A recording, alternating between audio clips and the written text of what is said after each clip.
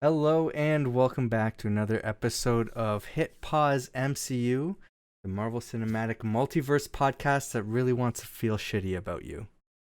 I am joined once again by Jordan. How's it going? Been away for a bit. And also returning is Sam from Maclunkey Squadron. Maclunkey. Uh, Hello. been on a couple of She-Hulk episodes of your podcast so far. Yeah, you've been experiencing the brutality that is Richard on that show. Yes. Oof. I She enjoy survived. I enjoy the back and forth. We obviously have different opinions, but I will say I think we're kind of similar in that this is like it's not our favorite show from the MCU. Absolutely. I'm a little bit more upbeat about it. I think it's been fine. I don't think it's like a terrible show, but I definitely wouldn't be going on every show like Richard with just the "this is the worst" kind of outlook. No. I mean, I go there and I'm like, yeah, that was all right. Like I've said on your podcast, it takes a lot for me to hate something. Yeah. Especially in the MCU. I mean, these are all characters I've enjoyed reading. I grew up with like cartoons, action figures, stuff like that. So it takes a lot for me to hate something. And I'm not there with She-Hulk, so gladly I'm enjoying the show enough for the most part, but it's definitely we'll see how it ends for me. That's what matters, right? When it ends, it's like, oh, that was the whole picture. I get you.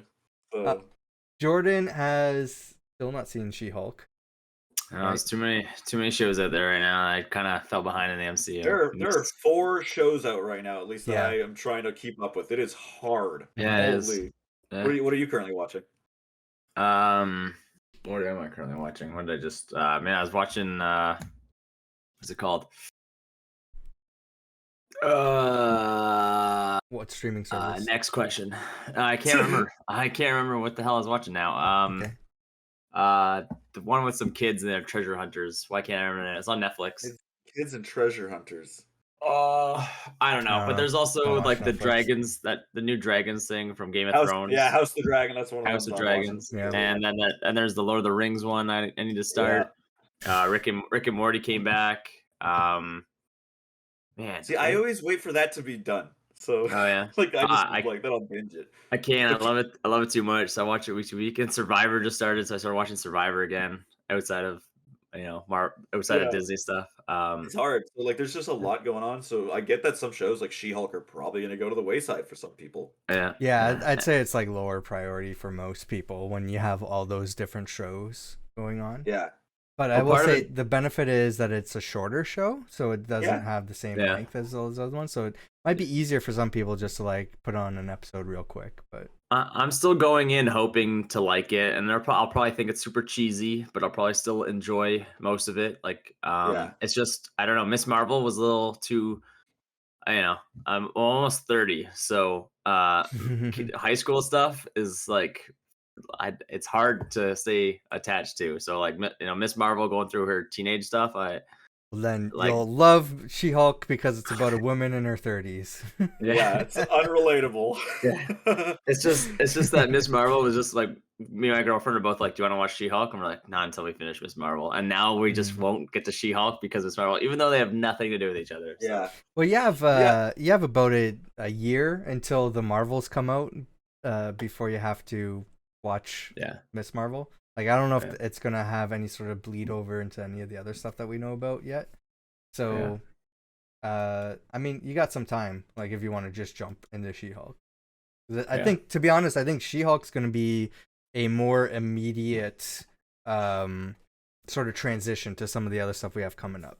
So I would argue that it's in some ways a little bit more important time wise to the MCU to watch before Miss Marvel, but I think Miss Marvel is going to have like the bigger impact in the MCU. Yeah, I would agree with that. Like, and even just like episode to episode with what we're getting in She-Hulk, it's not a show that is very connected. I mean, it has like its references, sure, but it's not very like needing of other pieces. It's just on its own. So it is definitely heavy on the references.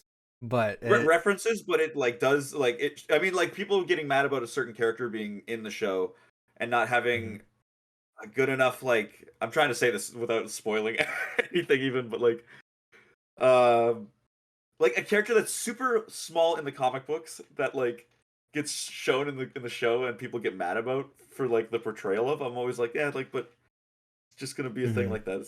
I think people are always gonna be that way, though. Yeah, like we were talking about. Oh, I don't even want to say that because that implies that he's not in the show. Don't. Yeah, we're gonna avoid because Jordan hasn't seen She-Hulk yet. Yeah. This is a spoiler podcast, so if you're watching this, we are going to be spoiling stuff in the MCU, even stuff going forward, because we're going to be talking about stuff from Phase 5, Phase 6, and even the rest of Phase 4. But for Jordan's sake, we're going to try to avoid spoilers for She-Hulk and Miss Marvel. If you want to talk about something, go ahead. Like I'm not, the shows I've watched all the way. It's what you consider a spoiler, right? Like, if a character isn't in a show a spoiler? I don't find that a spoiler. I'm just like, if anything, I'm like, that's cool. Like, Jordan's very particular. Like, he has his categories. If you were like, oh, he was the bad guy all along, I'd be like, well, fuck you. But like, if you're just like, hey, if you're like, oh, so and so is in that show, I'd be like, oh, cool, that makes you want to watch it more. Like that's like, I don't find that as a spoiler. The only way it's a huge spoiler is like when you go into Multiverse of Madness and you put Professor X in the damn trailer. Like, don't put him in the trailer. Let that be a huge surprise for the movie. Like, I would have been like, holy shit. I would have like stood up in my chair and been like Professor X, but you put it in the trailer, and then I was like, oh yeah, cool, nice. Like I was like, why would you? I don't know. John so we were all pitching like how funny it would be if in a certain episode Mephisto had shown up in it. Jordan's not gonna know who Mephisto is. Jordan, do you know who Mephisto is? I know what he looks like. I don't know what he's from. I can't remember where he's from. Okay. But it would have been so funny if he showed up in the show, like the way that, because everyone is building up this character in the fandom, right? It's like, oh, Mephisto, he's gonna show up. If they dropped him in She-Hulk, I would love that. I think that would be the funniest decision ever. Yeah, when you're gonna introduce somebody, don't put them in trailers. Like, don't whatever. Yeah. Like Ultron. We saw She-Hulk Ultron in Age of Ultron, but I don't.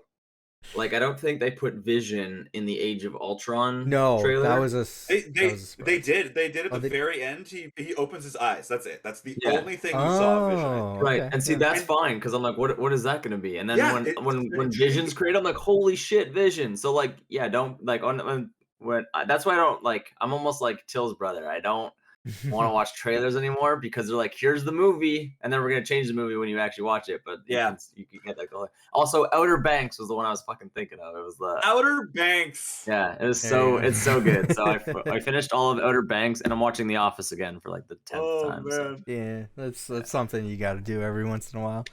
Yeah, just watching The Office again. How about so have you watched? I'm just trying to go through like what topics we're going to be avoiding and stuff. Have you watched the I Am Groot shorts? Yeah, I crushed all that in about 5 minutes. Okay, so let's talk about that then. So what did you think about the I Am Groot shorts? Because I'm curious what you thought. I loved them, but I almost wanted more. I'm glad they released them all at once, because I would have been annoyed to watch 30 seconds every week. But just to get them all in one day, like, what was that, like 10 minutes worth of shows, and that's it. I get so they're cute, but I kind of wish you gave me like 20 of them. So that's like the only thing I have to complain about is I wanted more, and I liked I can't remember which one I like the most now. I think it's the one with the little people. That one was really good. Yeah. I don't know if I've said it on this podcast. I did not enjoy them. Oh no. No. I knew going in I had low expectations because I knew going in this is going to be like a kids Pixar thing. I would have loved to see these at like a beginning of every Marvel movie. So like this is another thing that we can look forward to, like beyond like the Stan Lee cameos or the end credits teases. This would be like a fun thing to look forward to for each movie. You're like, what's Groot doing? What's baby Groot doing right now?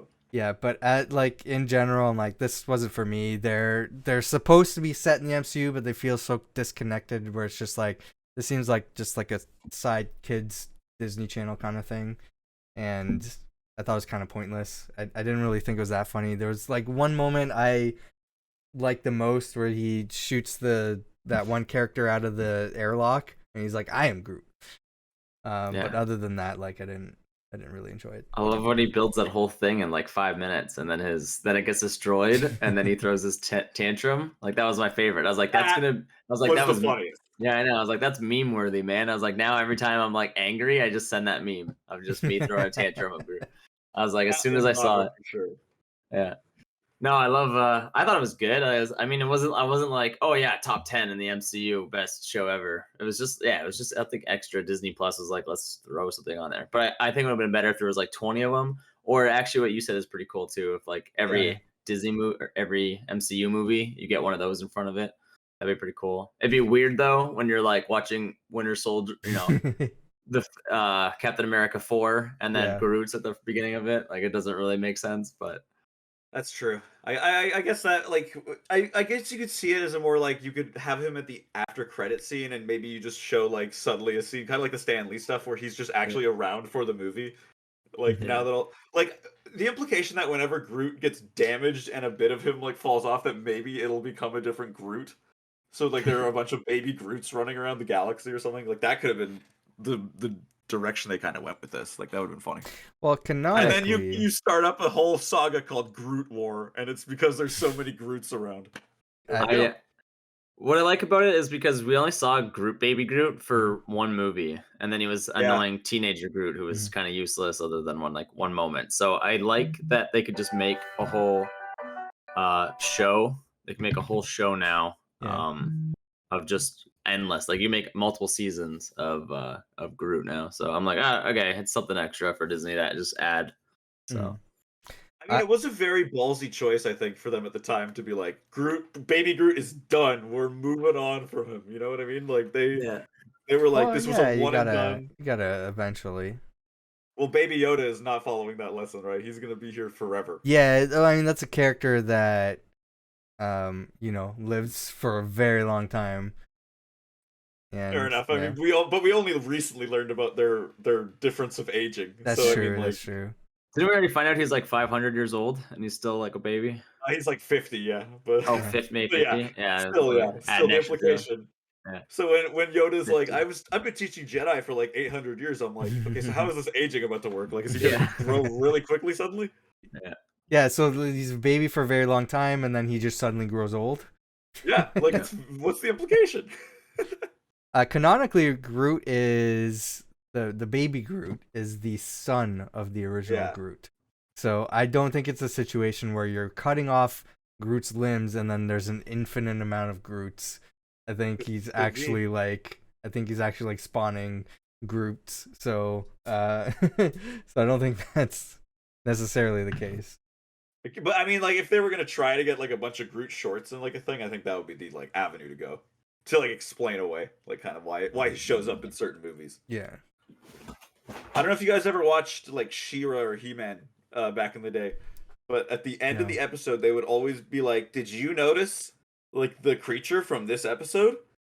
Like because they'd always have like a certain thing that would show up, and that would be a really funny thing to do at the end. Did you notice where the baby Groot was? I would like where's Waldo kind of situation. Pretty much, yeah. Like suddenly you'd be like, "Oh, there was a baby Groot right there," and you'd be like, everyone would be like, "Shh," in the theater, but you'd be like into your game.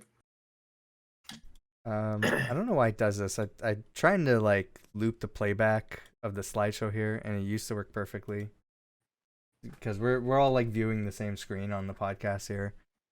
The stuff just gets jumped around. That's a weird transition for me to say, hey, I watched Thor, Love and Thunder. Jordan, we can finally talk about it.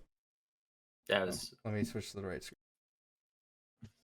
Didn't I just mention that I had watched it and wasn't over the moon about it? I think that's all.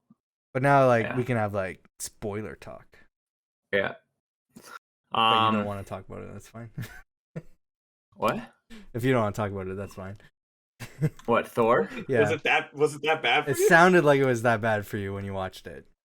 I don't know. I thought it was gonna be like my favorite movie of the year from the trailer. Mm-hmm. Like it looked so cool. And coming off like Ragnarok, right? Because Ragnarok's like one of the best Marvel movies for a lot of people. Yeah, I thought it was gonna be my favorite, and I think the Batman is still my favorite movie this year. I was like, I don't know, Love and Thunder couldn't quite get me there. I was like, oh, so you put both your kids in the movie? I was like, yeah, it was like just a movie to make so you could have your kids in the movie. That's all it was. Like when you see Thor running and he's getting older, that's Chris Hemsworth's son. And then Gore's daughter is Chris Hemsworth's daughter. And I was like, this is just a movie for your kids. Just throw them in there. So let me ask your thoughts on some like spoiler stuff we didn't really get to. Did you like Zeus in the movie? It felt like a way to just make fun of Russell. Russell Crowe? Yeah. Russell Crowe. I felt like it was just a way to make fun of Russell Crowe. Like he's like, he used to be great, and I was thinking of him as the gladiator. Oh, it's like a commentary of him as an actual actor. Yeah, that's literally what I thought of. I was like, you're just making fun of when he used to be the gladiator, and now he's like fat and wearing a skirt and talking about orgies and shit. And I was like, I don't know. It was just okay. Like I liked it.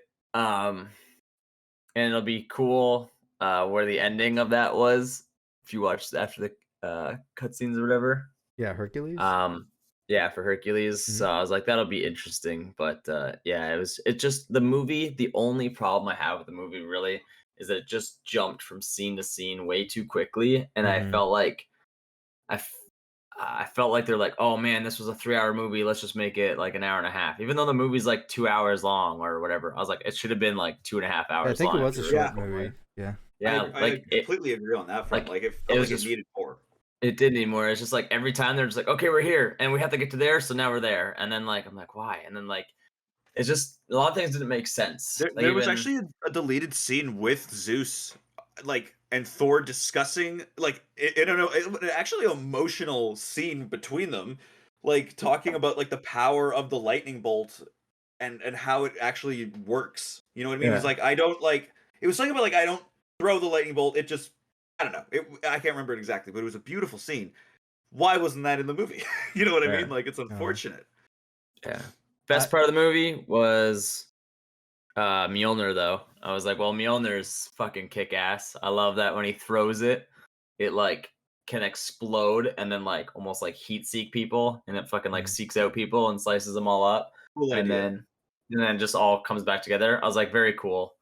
I like the idea of Mjolnir coming back and kind of saving Jane Foster, but I also felt like that was kind of rushed because like they're just like, let's just do it between Korg, and Korg's just gonna explain this scene away for you so that we can catch you up. So did you?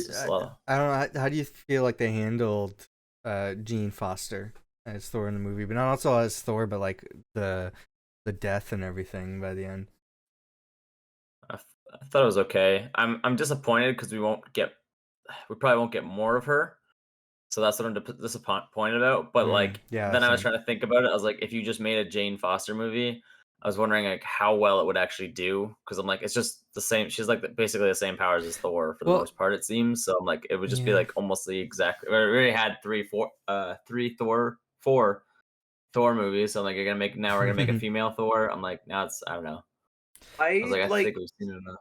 I just noticed. I felt bad in the same way that I think that she should have been. I think it would have been cool to give her more time, like maybe not on like in another project or something, but not like I like when they duo these characters, right? Well, when Hulk was in Ragnarok and stuff like that. So right.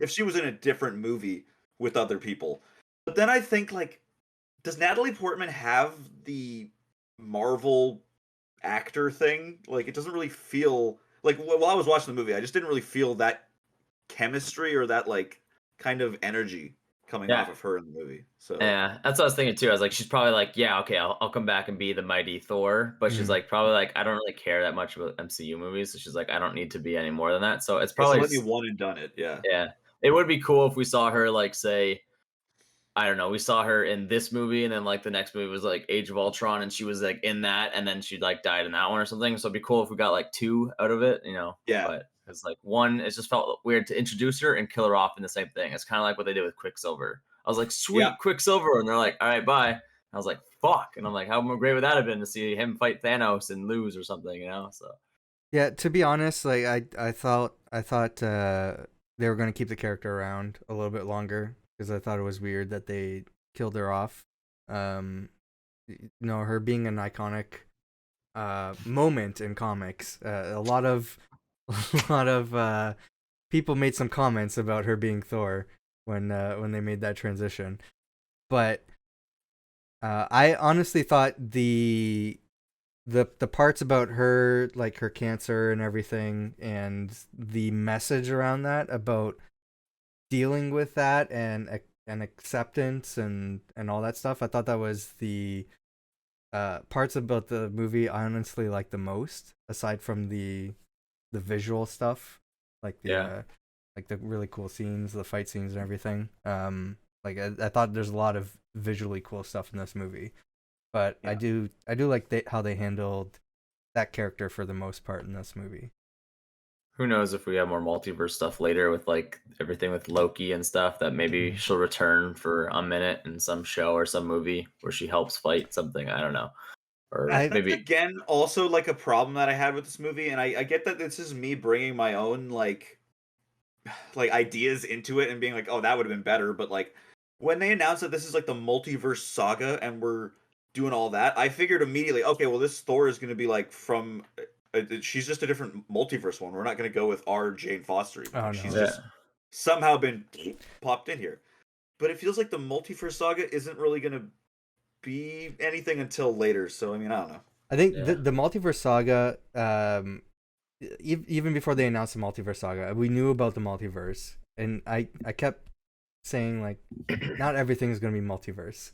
Like I get that it's a multiverse saga, but I can't have everything be multiverse. It's just like it kind of just ruins the whole experience for me, to be honest. To an extent, I feel like the Infinity Saga, like while everything wasn't Infinity Stones, there was still Infinity Stones in like projects where you wouldn't expect them, I think. So yeah, but I think we're getting this the same thing sort of here. It's all going to culminate at the end where with Secret Wars, and that's where the multiverse stories are gonna end up, right? And I've always been on the mind that the multiverse stuff is going to end at some point, and it's probably gonna happen at Secret Wars. So we're getting this fun stuff now, but it's not gonna continue. And I think it's just the aspect that Marvel Studios, because they have a lot more freedom of what they want to do, and we're seeing that with Disney Plus, especially on these like little side projects that they've never been able to do before, like the animations like What If and all that stuff, fits well with the multiverse saga. So they kind of I think that's sort of the purpose of having a multiverse saga for Marvel Studios. Sorry, was I on mute for that? No. Yeah. Okay, I was like, I just screamed, so hopefully that was. Oh, you did? Okay. No, yeah, the scream is muted. Okay, good. I was like, so just came home on the phone. I'm like, can you be quiet? It doesn't mean we're completely done seeing her. Like we could see her, like maybe she'll just come back and voice Jane Foster in like another season of What If or something. So for sure. Like we still have that at least. So I thought it was really cool to see her. I really don't like I know that Thor loves Mjolnir, but one of my biggest hangups was like he just couldn't. I'm like, you have a axe hammer that was forged like for you, and you don't want anything to do with it now. It could summon the Bifrost, and you're like, I want my hammer back. And I'm like, why? Like you have such a cooler weapon now. It's like Endgame, right? It's him. I mean, it was the hammer that he's had for most of his life. It's what tells him he's worthy of being a Thor. So you kind of saw that in Endgame too, where he's like he pulled the hammer. He's like, yes, I'm still worthy. Yeah, but I also what was it when he like even when he was talking with the what's his name Captain America in Endgame though, he's like no you have the little one, and they threw him the little one and he kept the big one, and then I was like that's him accepting his new weapon, and this whole movie was just like him being like no, and then he was like gave it to his like his not daughter but whatever, he gave it to that girl, and I was like I don't know, it was weird seeing a little girl holding this giant axe though, and I was just like I don't really understand how she can. I agree on that front. I wish that that was switched around. I will agree. And I was like, this is your favorite weapon. Give it to your daughter now. I was like, she can fly with it and stuff. I was like, you should be the one, I think, in charge of summoning the Bifrost and stuff. The answer is though, it's just to set up the joke that he's jealous and it's like an allegory. Oh no, I got the joke. They beat that joke. They beat that joke to death. I got it. After the 8th time they did that joke. It's Ragnarok pumped up to 11, and I think that's the problem with the MCU with returning directors, other than the Russo brothers, I guess, but that's because their style is pretty tame, I'd say. But like Taika has a definitive style in his movies, where like they're like they saw its success with Ragnarok, and then they asked him pump that up because it's going to do way better if you do that. But realistically, should have just pretty much kept the same pathway with what they had before. And not gone too far. It became too cheesy. I did like a lot of the art style, like when the color when they went to like the darkest part of the universe. Yeah, that was my favorite visual part of the movie for sure. It was really cool. Yeah, like I love Jane's armor. I thought her armor looked good. I don't think that colorful armor looked as good on Thor, and I feel like they just made it extra colorful so that when they went black and white, you could really tell it was like solid black and white. So I thought Thor's armor looked like pieces of plastic because it was so like weirdly colorful. I think they went too much with it. I think Taika just loves color as well because we've seen a lot of color popping in Ragnarok as well. Yeah. I thought the Guardians was sort of like not there long enough. I was kind of hoping for them a little bit more. They're just like they were there and then they're like, okay, bye. Enjoy being Thor. Would you have preferred a whole movie with Thor in the Guardians before this? I think so. I think that would have been nice. Too. I would have liked that movie, I think, yeah. Yeah. Initially, Thor was supposed to come after Guardians before James Gunn got fired. So we were going to see Thor in Guardians of the Galaxy before Guardians of the Galaxy and Thor. so that all changed. Like, would have been so cool. Yeah. Like I don't know. Like just going off the top of my head, I think I would have liked like the next movie with them after Endgame would have been like them having their own movie together, and then Jane being introduced maybe near the end, and then once they split up, maybe a whole movie where it's Thor and Jane Foster. Maybe it's this one, and then she dies, and then he has the kid, and that would set him up for the next movie, and then the Guardians have like theirs after that. Like that's a genius idea in a sense, because that movie would have been about them finding Gamora and for Thor finding Jane. Like it would have been a finding people. Whoa. Yeah. Like just like that. I feel like it's just missing one piece, because then now the Guardians movie, like the whole next movie is going to be them finding Gamora probably, unless if I'd assume. So I'm like, oh, and then they're going to be done probably with the not Guardians. Really. It's been shown that the movie is going to be primarily focused on Rocket and his backstory. Yeah. Okay, that's sweet. Allegedly in like the first 10 minutes, the Gamora situation will probably be figured out. Yeah, I think and I think that's what I hated about this, because the Guardians and Thor was solved too quickly or too like over, and then man, the fight scene against those chicken people, oh god, that was so like I couldn't deal with that either. With like everyone's like, Thor, we can't handle this, even though we kill the whole planet, we need your help, and I'm like, you tell me the Guardians of the Galaxy can't kill all these chicken people and their stupid little motorbikes in the desert? I'm like, get the fucking Milano and just go gun them all down. I'm like, what are you? Yeah, classic moment of comic book stuff where it's like, we're currently in this main character's comic book, so they have to be the badass, right? Like exactly. It's pretty much like Spider-Man beating Doctor Strange, where it's like, I'm going to use the power of math to beat you, and it's like, okay, but if we were in my movie, kid, I'd be whooping you right now. Like, Jordan, one big question I have, okay? Yeah. How the hell did Jane show up in the end fight with Mjolnir? Oh, I know. I was already thinking the same thing. I was like, also, Thor was like, don't you follow me, but I'm going to leave Mjolnir here. I'm like, why don't you you're going to need all the help you got because you don't have Valkyrie or her. Why don't you take the lightning bolt and Mjolnir? I'm like, why did you just leave with the lightning bolt? I'm like, why did you not take both weapons? And then Jane Foster just flew across the galaxy in about 5 minutes instead of using, like, she didn't even have the Bifrost. So I'm like, okay. I'm like, I don't know what the hell, how she did that. So okay, I'm at the scene. You're like analyzing it to see. So like the lightning starts up. Yeah. Come on. She's just there. And I hated that too, because just there, okay. I was like, I was like, we just flew around on a ship pulled by goats, using a hammer to make a lightning bridge so that we could follow it to this guy's place. And then Jane's like, I knew a secret way this whole time. I was like, you want to share that with us? Like, okay, that is right there a moment that they could have had a visual amazing moment, because what I picture is like that she like hits the lightning to go, and then she just travels like literally like as a lightning bolt, like lightning through space pretty much, and gets there that fast. But they didn't do anything with it, so you have to leave it up to your imagination on that front. But so that's kind of lazy to me. Yeah, but even that, I was like, well, how come you get these powers and Thor doesn't? Well, I'm like, driven by like that desperation. It's her last thing to do that. That like she's like, I gotta do this, and then I'm dead. So like, it's my last bout of effort. Yeah, I'd be okay with that. That's why I don't like when movies rush stuff, because I'm like, then I'm like, you left that unanswered. I'm like, why are we traveling by goats this whole time when apparently Jane Foster knows how to get to wherever she needs to get to in a matter of seconds.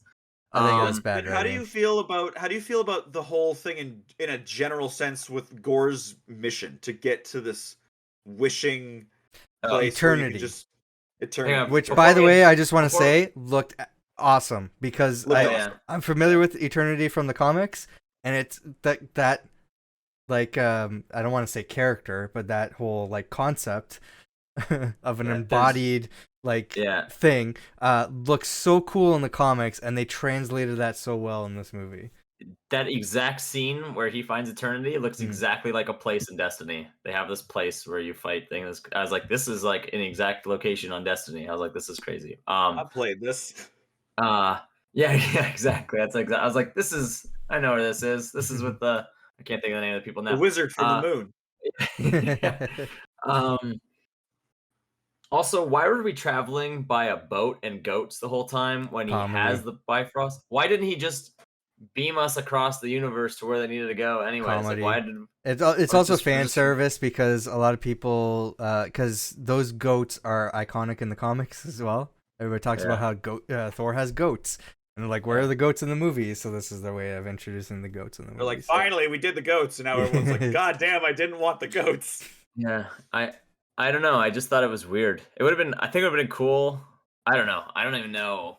Well, because people have been bringing. I only brought up Eternity in that sense because people have been saying with as we keep adding to the MCU, we keep getting more and more power creep is the word, I think, right? Where it's like, if Thanos was going for the Infinity Stones, why wasn't his goal instead to just go to Eternity and be like, yo, I guess, but if Gore, like, I guess maybe the sword gives you like knowledge or something like that. Thanos is not a god. Doesn't know what the gods know. I mean, yeah, I guess, but I think that with like all that knowledge that he was trying to like do stuff, I think that you'd be eventually like, yo, there's apparently like a way easier method. Yeah, all you gotta do is get Thor's freaking hammer, click, let's go. Exactly. I could just wish half the universe dead. That's easier, I think, than snapping. I will. I don't have that. Like, I just am bringing that up because I've seen people talking about that. Like, I just accept in the comics that power creep is just going to happen, right? Because the stakes are always going to keep getting crazier and crazier until reboot, and then there you go. Yeah. Does it tell you how Gore's sword is forged? Because I'm like, how is that thing like? It was like it's changed. It's changed from the comics. The sword is so I'm not going to get this exactly right because it's been a long time since I read it. The sword is essentially Null, like who's like another god, like the god of the symbiotes. Yeah, so it's pretty much a Venom. Yeah, like, it's where Venom comes from, and they changed that for. First of all, Marvel doesn't have the rights to Venom. Secondly, it wouldn't have made sense at all for this movie if they especially with how they're setting up Venom in the MCU with what we saw in No Way Home. But but in the comics, I mean, like, it's way more like that. The whole exchange with Gore and the god that he encounters to obtain that sword is so much more elevated. Like, that was unfortunate for an opening scene to a movie where we have Gore the God Butcher. I felt like it was just kind of I don't, maybe I just haven't watched this movie enough to also understand, but I wish there was some sort of backstory where at least when Thor had the lightning bolt, he's like, this thing's amazing, and he like listed off the powers it can do. Because I was like, well, you don't have the thing anymore. How are you gonna fly away? And he's like, oh, this thing can teleport, by the way, but I'm not gonna bring you guys. And he just like left, and I was like, I didn't know it could do that. So maybe like tell us that you could do stuff so that we can, while we're watching it, we're like, oh, I can't wait to see that thing teleport or whatever. Because I thought it was just like on the spot. They just made up stuff like for the story. So that was weird. Mm-hmm. Did you guys? It did feel like that. Did you guys see the Jesus shout out when they're in the? I didn't catch it when I watched the movie, but I heard about it afterwards. Yeah. They're like, oh look, there's the carpenter god or the god of carpentry or whatever, and I thought that was so fun. Oh man, no, okay. On that scene though, like that's one of those scenes that like okay, they have like all these people in this room, and then there's a god of what, Bao or whatever it is. It's like the little cartoon thing, and I'm just like, oh my god. Oh, it's a food, the god of something. I think Taika said he included that because he was eating that at like on the set or something, and then Marvel just like went with it. They're like, yeah, sure. It's like a little funny, but I was also just like, really? Like, okay.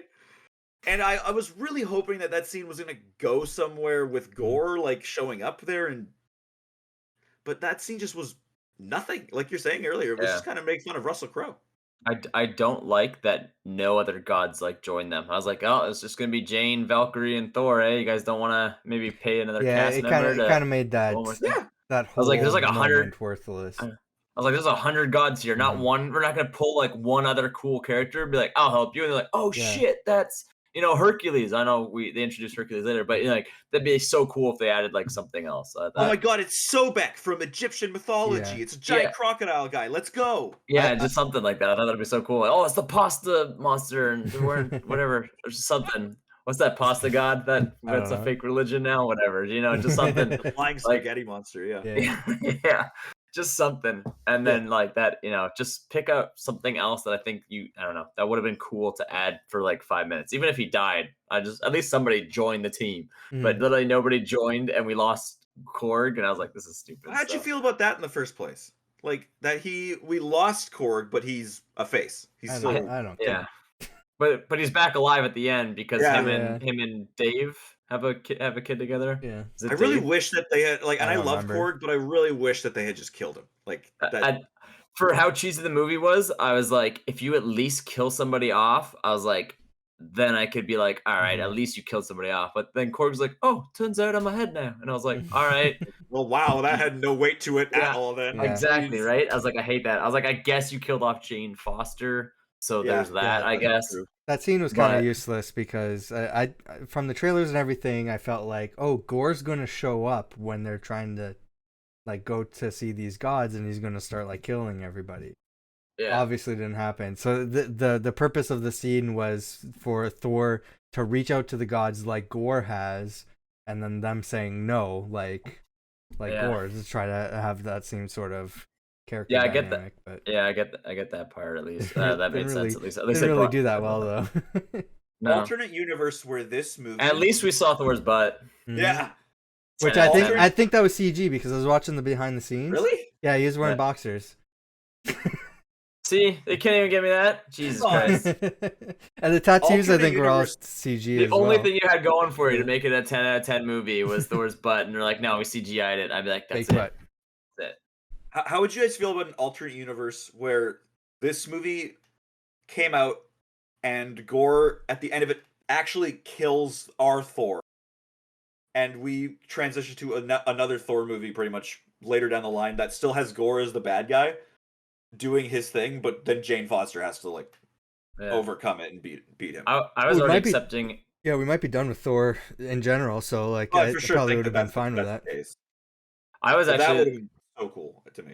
I would have been okay if they killed off Thor in this one, because I'm like, how many more years is Chris Hemsworth going to keep being Thor? He said this might be his last one, unless Marvel says, "Hey, do you want to do another one?" But it would be cool to kill him off, and then Jane Foster and this girl, and they were Love and Thunder. That'd be kind of cool. I'd be okay with that, because then we have like the female team and Valkyrie. I don't know, it'd be pretty cool. If you want to make a scene where Jane Foster and Valkyrie get together too, I mean, I'm all for it. So hell yeah. That'd have been a sweet scene. I wanna end on that because we have to move on to other things.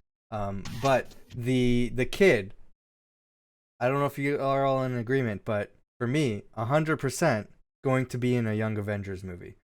Absolutely. Well, yeah, it's Chris Hemsworth's daughter. He's going to he's gonna put her in movies. So you know me, man. I've been saying it with you. I am super excited for the Young Avengers, and I've seen all the little like things coming. I can't say anything about a certain one. One of them is definitely coming. I have 2 more things I hated about that movie. Okay. Okay. Quickly. I don't understand why Thor's lightning is. I understand that his lightning is blue. I don't understand that when he gave all the children lightning, it was gold. Because it was Zeus's. It was Zeus's. I know it was Zeus's thunderbolt, but he gave them the power of Thor. So wouldn't it be blue lightning? That's what I just thought. Because even when he was holding, it was based on the weapon. I just think. I guess so. I have an answer for that. But like when he was using Thor's lightning bolt or Zeus's lightning bolt, you see it turn like blue or have like the blue electricity around it. Okay. So like even when when Zeus threw it at him, it was gold, but when Thor threw it at Zeus, it was blue.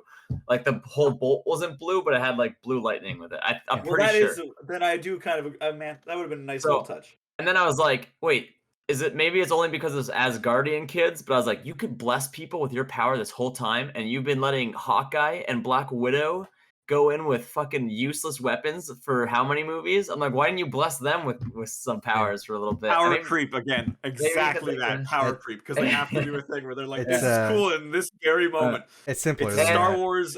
It's a hold maneuver, dude, because they just went through a Star Destroyer. And because he has the power of lightning. Remember, he's not the god of hammers, he's the god of lightning. So you had lightning this whole time, but he only ever charges up when he's holding a weapon. So I'm like, why don't you charge up any other time? Like, you know, when they had the axe sitting there and all the hands were on it, I'm like, why didn't you just like summon a giant lightning bolt? I don't know if maybe because there's no clouds around or whatever the hell, but like I don't know, blast some of those hands away for a minute and get the hammer off. I don't know, it just seemed weird to me. I do feel like a lot of Marvel movies do that whole thing where it's like we move a couple steps forward in a movie, but then the next movie maybe a step back. Like it not in the biggest way for me, but even a subtle thing where Thor got his eye removed in Ragnarok, and then in Infinity War they were like, here's an eye, instead of having an eye patch that's cool as hell, here's a I know, right? A bionic eye, and I was like, okay, eye patch all the time. I love the bionic eye because it makes sense with Rocket being all weird and shit. But I think that would have been a cool one to add in. You know, he could have gave it to him in Endgame. So like that way, Infinity War, we had at least one movie of.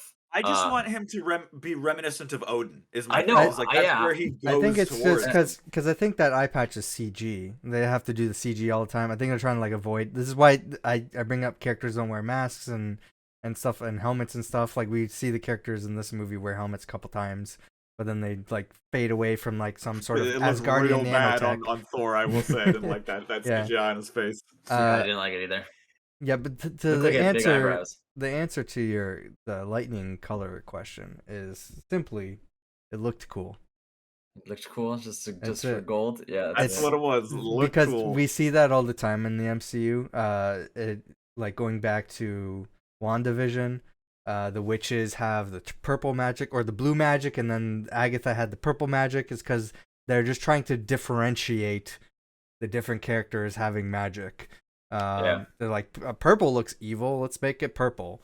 And it was cool though seeing that kid have that teddy bear or bunny, and she fucking like was just beaming people down with gold eyes. I was like, that was pretty sweet. But, funny scene for sure. Yeah, it had good moments. The movie, it was very colorful. The soundtrack was great, but there was just some things where I was like, you didn't explain that, and now I'm pissed because the movie's over and you didn't explain it. Like, I'll never. You brought it up you nailed it on the head. Till I'll never understand how Jane Foster got there in time to save Thor. It's gonna always bother me, but I'm gonna let it go because there's like other things in these movies that bother me that I just let slide. Yeah. We're gonna move on though to a huge update that it wasn't really huge what we were given, but we know now that what's gonna happen with Deadpool 3, a big thing. Oh yeah. Let me get rid of the visual context rectangle here. So Ryan Reynolds put out a teaser. I don't know if you saw that, Jordan. Did you watch it? Yeah. Oh, amazing. Yeah, fantastic. Yeah, it's simply like he went through this long comedic thing, but it was simply that Wolverine's back, and I forgot Hugh Jackman's name for a second there. Hugh Jackman is back as Wolverine. Coming hewn. Coming hewn. That was yeah. so good. Yeah, man. Ryan Reynolds is so like he's like a fucking genius for comic book stuff, dude. He's so funny. He is the Deadpool to me, like definitively. Like yeah, for sure. If they had chosen anybody else when they face he makes right here is so good. He goes here. The eyebrows are so good. He goes, hey, you want to play Wolverine again? Sure, Ryan. Whatever. And he just goes, just the little eyebrows, like, it's so solid. I was like, oh, what an amazing trailer. And then it's like, then the music. I was like, all right, that's gonna be sweet. Coming here. That brings up some questions about Deadpool in the MCU, but I don't know what your theories are. What's this gonna be? A lot of people, I think, people are assuming this is gonna be a buddy cop multiverse travel movie. Oh, he's got that traveling time machine bracelet too, so he's got that thing. I don't know if they're gonna pull that, if they're still gonna have him with that, but he does have that. Is this gonna have any sort of continuity to the other Deadpool movies? Okay. I'm gonna like throw this at the wall here. Mm-hmm. Here's my plot line for Deadpool 3. So, freaking, Deadpool starts and he's in his universe doing his thing. I think he revived his girlfriend at the end of the second one, right? Or whatever happened. Yeah, but then he traveled through time, and now the girlfriend, like, basically, in Fox X-Men logic, the girlfriend doesn't exist anymore. But we're okay. So we're there, and we're in that multiverse. Yeah, I guess because yeah, true. But going off of that, then suddenly Wolverine's like, I gotta mess with you. They fight. And they click the multiverse button, and then they fall into MCU verse, and they're like, "Oh, what the hell?" And Wolverine like tries to like stab into him and like cut him up, but it's like not allowing it because the rating of the movie was not allowing the level of gore that he wants. And like he stabs him in the head and everything, and it's like nothing's happening. There's no gore. Is this is rated R still? Do we know that? I hope so. I hope it's not, actually. I specifically want it to not be. Oh yeah. So that in the movie, he's like, "What the?" And he's like, "Why can't I do that? What just happened?" They kind of did that joke in the holiday version, like the PG-13 version of Deadpool 2. They sort of did that joke where he had the beep button. He could say stuff like, but he could do almost anything. He could be like, "Oh, it's not. Oh, it's PG," and then be like, "Let me just fix that," and then like. And like the next scene, kind of thing too. They could do that. Like that's what I like about Deadpool being like, he could talk about stuff outside of like comic books. Like he's aware. Was it like the fourth wall? Is that what it's called? He breaks the fourth wall. Yeah. I love that. I love that stuff. And he's just like, when he goes, he calls Cable Thanos. That was like one of my favorites too. And then pretty much the rest of the movie is them trying to get back to their universe, but then. At the end of it, I am hoping that Deadpool's like, you know what? I kind of like this place, and then he stays. And he stays around. Yeah. Now he's in our universe. I don't think Hugh Jackman's going to be the MCU Wolverine. That's my big thing. I don't want that to be the case. I don't want it to be the case. Deadpool is the only thing I want from Fox's X-Men to spill over to the MCU. I don't consider Patrick Stewart as Fox's Patrick, or Charles Xavier in Multiverse of Madness. I consider that it's a different character. It's more akin to the 90s X-Men cartoon that they kind of pulled inspiration from. Same actor, but I think it's a different character. Absolutely. I don't consider Deadpool. I know it's supposed to be in Fox's X-Men universe. When you really watch those movies, though, I feel like it's so disconnected where I don't see it connected to those movies at all. Like they're jokingly connected. Like there's scenes where he'll like look at the room and there'll be like the first class group or whatever it was, or exactly. Or not even. Was it? Yeah, or the Apocalypse group or whoever it was, like the new group or whatever. Whenever they were trying to set those movies, that was also a very confusing idea. And it's the nature of the character, right? That's his whole thing. So that's why I feel like he fits fine in the MCU, and that's why I love having Deadpool come from those movies into the MCU. Anything else from the Fox's side? Again, I loved most of those movies. I had a great time with them. I'm ready to let them go. I want to move on. I don't want to see. I'm excited to see Hugh Jackman as Wolverine in Deadpool 3. For the reasons we've always wanted. We've last seen them in X-Men Origins Wolverine together. We didn't get that proper Deadpool Wolverine interaction in the movie. So yeah, I would love to see that for Deadpool 3. That's as far as I wanted to go with Hugh Jackman. And I would love for Deadpool to sew Wolverine's mouth shut in this movie. Oh, that'd be amazing. That'd be the funniest thing in the world. Like, I totally remember that there was that Deadpool, and I remember that it was Wolverine, and I remember that they played together, and I just now that you guys are bringing this up, I'm like, oh yeah, Ryan Reynolds and Hugh Jackman have both played these characters in a movie together before. So I'm like, holy shit, now they're going to do it like better. I was a big fan of Deadpool when that movie came out, and I still didn't know that was Deadpool. It was like they gave him laser eyes and fucking all kinds of. They just said Wade Wilson. They said Holy Deadpool. Crap. He's like, I needed your abilities for the Deadpool. For the Deadpool. Yeah. And it was like, oh my god, that's who this is. Because like they said Wade Wilson and everything too, and I just was like, but I just didn't click because it didn't resemble anything of what we had known the character to be. I just was like, what are we looking at here, people? Just gone. People are dead. Just sewing his mouth closed was a terrible idea because of how Deadpool's supposed to be. So that whole movie was a terrible idea. Plus, like, he can regenerate power, so why didn't he ever just cut it himself and then just have his mouth? Fun fact: that's like my dad's favorite Marvel movie. Oh my god! Has he watched Logan? Yeah. Oh no. Logan's probably my favorite one. That one was pretty good. I liked it a lot, and it's cool that they're not going to touch it. Like he said, like, it took place in the future, so it hasn't actually happened yet. So that's cool. See, they specified that, and that means to me that that if what we're saying is true, at least that this is because they said that he's in the MCU, so that would mean that he's not in that universe. No, to me at least, right? That universe time travel works differently than the MCU as well. So I don't like. It's weird considering. It's weird thinking of the Fox's X-Men movies potentially being part of the Marvel multiverse. Although I guess they kind of like have introduced a few different forms of time travel in the MCU. Yeah. and maybe it works differently across each multiverse, right? One of them I'm not going to spoil. Yeah. Fair enough. Just leave it at that. There's Endgame, and then there was What If also had like the split timeline thing from the Doctor Strange episode.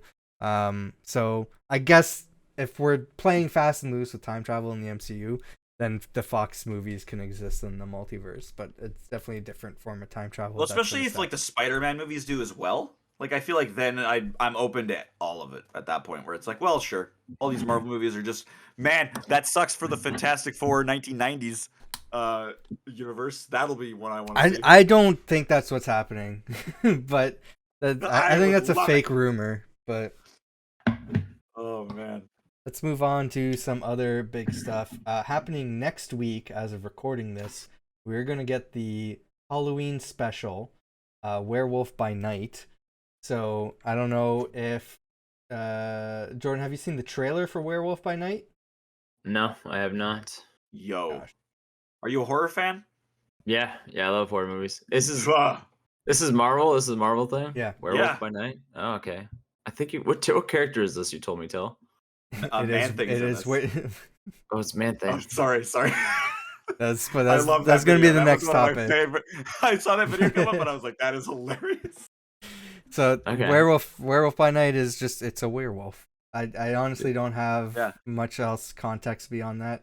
Guy who turns into a werewolf. I don't know a lot of what I'm seeing in this trailer, if I'm being honest. Like, so I can like freeze frame a couple stuff. I think maybe not in how I have this video embedded. But there's this character who's also in Marvel Ultimate Alliance 3, called, I think her name is Elsa Bloodstone. Okay. It's a character in the thumbnail. If you look at the thumbnail, So she hunts down monsters, and they've already confirmed like there's going to be other monsters in the MCU. This is setting up other things that are happening in the MCU. So we're going to see other kind of monsters show up, which I'm kind of excited about. But I don't know, because in the trailer they kind of seem like this character might die, but I hope not, because she's sort of a pivotal role of like hunting down and killing monsters. I mean, I'm pretty sure that, like, I mean, not to like spoil it, but I mean, there's like a shot afterwards that shows like the cage with like a hole at the top of it. And I think she's still sitting there, so she's fine. I hope. Yeah, maybe. But yeah, so there's gonna be monsters in the MCU, and you might be like, hey, that's weird, and I would agree, and I'm all for it. Like I said, let's make MCU weird. They're gonna bring in vampires.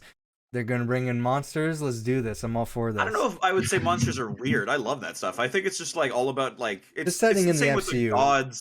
It's the same with the gods thing with Thor, right? Where it's like it's the mystical, but it makes sense how we talk about it. Because they're going like super crazy with it. I remember a time before Avengers where people were like, "How is Iron Man gonna work with Thor?" Like it's just not. It's too different. The director for Iron Man said, "I don't know how to make that work, so I'm not going to be directing Avengers." So they made it work so well, dude. The minute I was like, oh, Iron Man's fucked. As soon as he got hit by lightning, I was like dead. And then I was like, Jarvis was like, holy shit, your power's at 400%. I was like, and then he just all that power right back at Thor. I was like, well, that's pretty sweet. You just made Thor's fucking electricity charge Iron Man. I'm like, that is dope.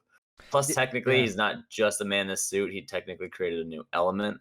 So I was like, that makes him a little bit more than just a man. But I think people are still in that mindset of having MCU quote unquote more grounded when they're based on comic books. Okay, we have witches, vampires, and werewolves. Oh my! Like if a dragon named Fing Fang Foom does not show up in this universe at one point, I'm disappointed. It will, yeah, for sure. Yes. I hope it's like, dude, the Guardians of the Galaxy game was so good, and the part with Fin Fang Foom. Tremendous. If they don't add Fin Fang Foom in Guardians 3, I'll be disappointed. Well, I don't think it's gonna be. I don't think it's gonna appear in Guardians 3. So cool. There's so many things already that have to happen in that movie. Like I don't know how they do I think if anything, in the first 5 minutes. Yeah, I think if anything, maybe like gotta be in it, right? Yeah, like that's the whole thing, right? So. Well, I think more likely we would probably see Fin Fang Foom in Shang-Chi 2 or something. Yeah, that's true. That's true. Yeah.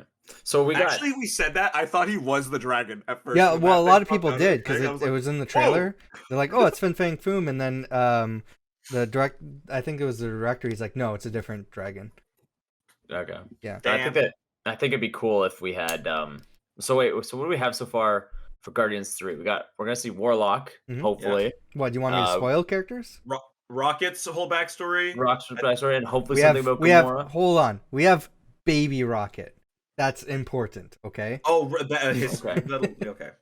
Okay, yeah, that's that. I cannot emphasize this enough.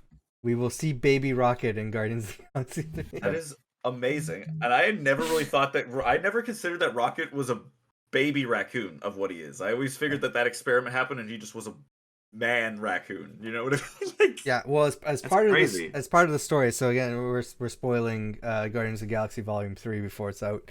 But the High Evolutionary is going to be a villain in the movie, and that's going to be tied to Rocket's backstory. High Evolutionary.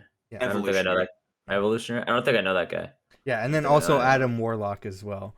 So yeah. So this is a clustered movie already. So, did you play Guardians of the Galaxy, the game? Unfortunately, I didn't like. Oh, I don't know what it was. I might have to give it a try. Played it 3 times. It looks very action-packed and awesome, but there's just something about Square Enix games that sometimes just don't land for me. There's something about it. I don't know.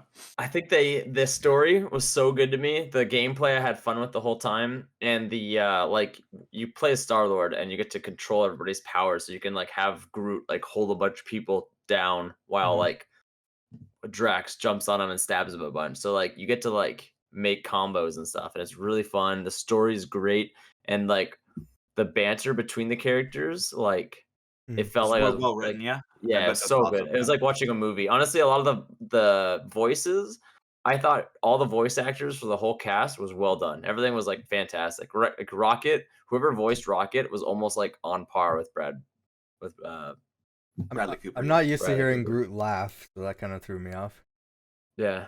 No, it was good. It was a whole. I played it. I think I played it 3 or 4 times already. I'm like, for a game that was free on Game Pass and has no multiplayer, I was like, this is a great just story campaign game. Nice. So good. I might have to give it a try. Yeah. No, I highly recommend it. It's so good. Get it now. It goes on sale very cheap. I bought a physical copy. I played it on Game Pass. I bought a physical copy because it's gonna get delisted. Square. Not only is it a Marvel licensed property, which gets delisted all the time. It's Eidos Montreal, which was sold. Square Enix sold that developer to Embracer Group. So they're not going to renew this license. There's no way I can see them wanting to renew this license. So this game's gonna get delisted. So buy a physical copy because you can get it very cheap right now. It will go up in price. Wow, nice. Yeah. I'll say that right now. So back to Werewolf by Night. I don't think the monster thing is so outlandish for the MCU. Again, this is based on comics. Monsters are all around the Marvel comics. There's like a huge event where just like a giant like kaijus were like all over, like everywhere in comics. So like everybody had to fight these kaiju monsters.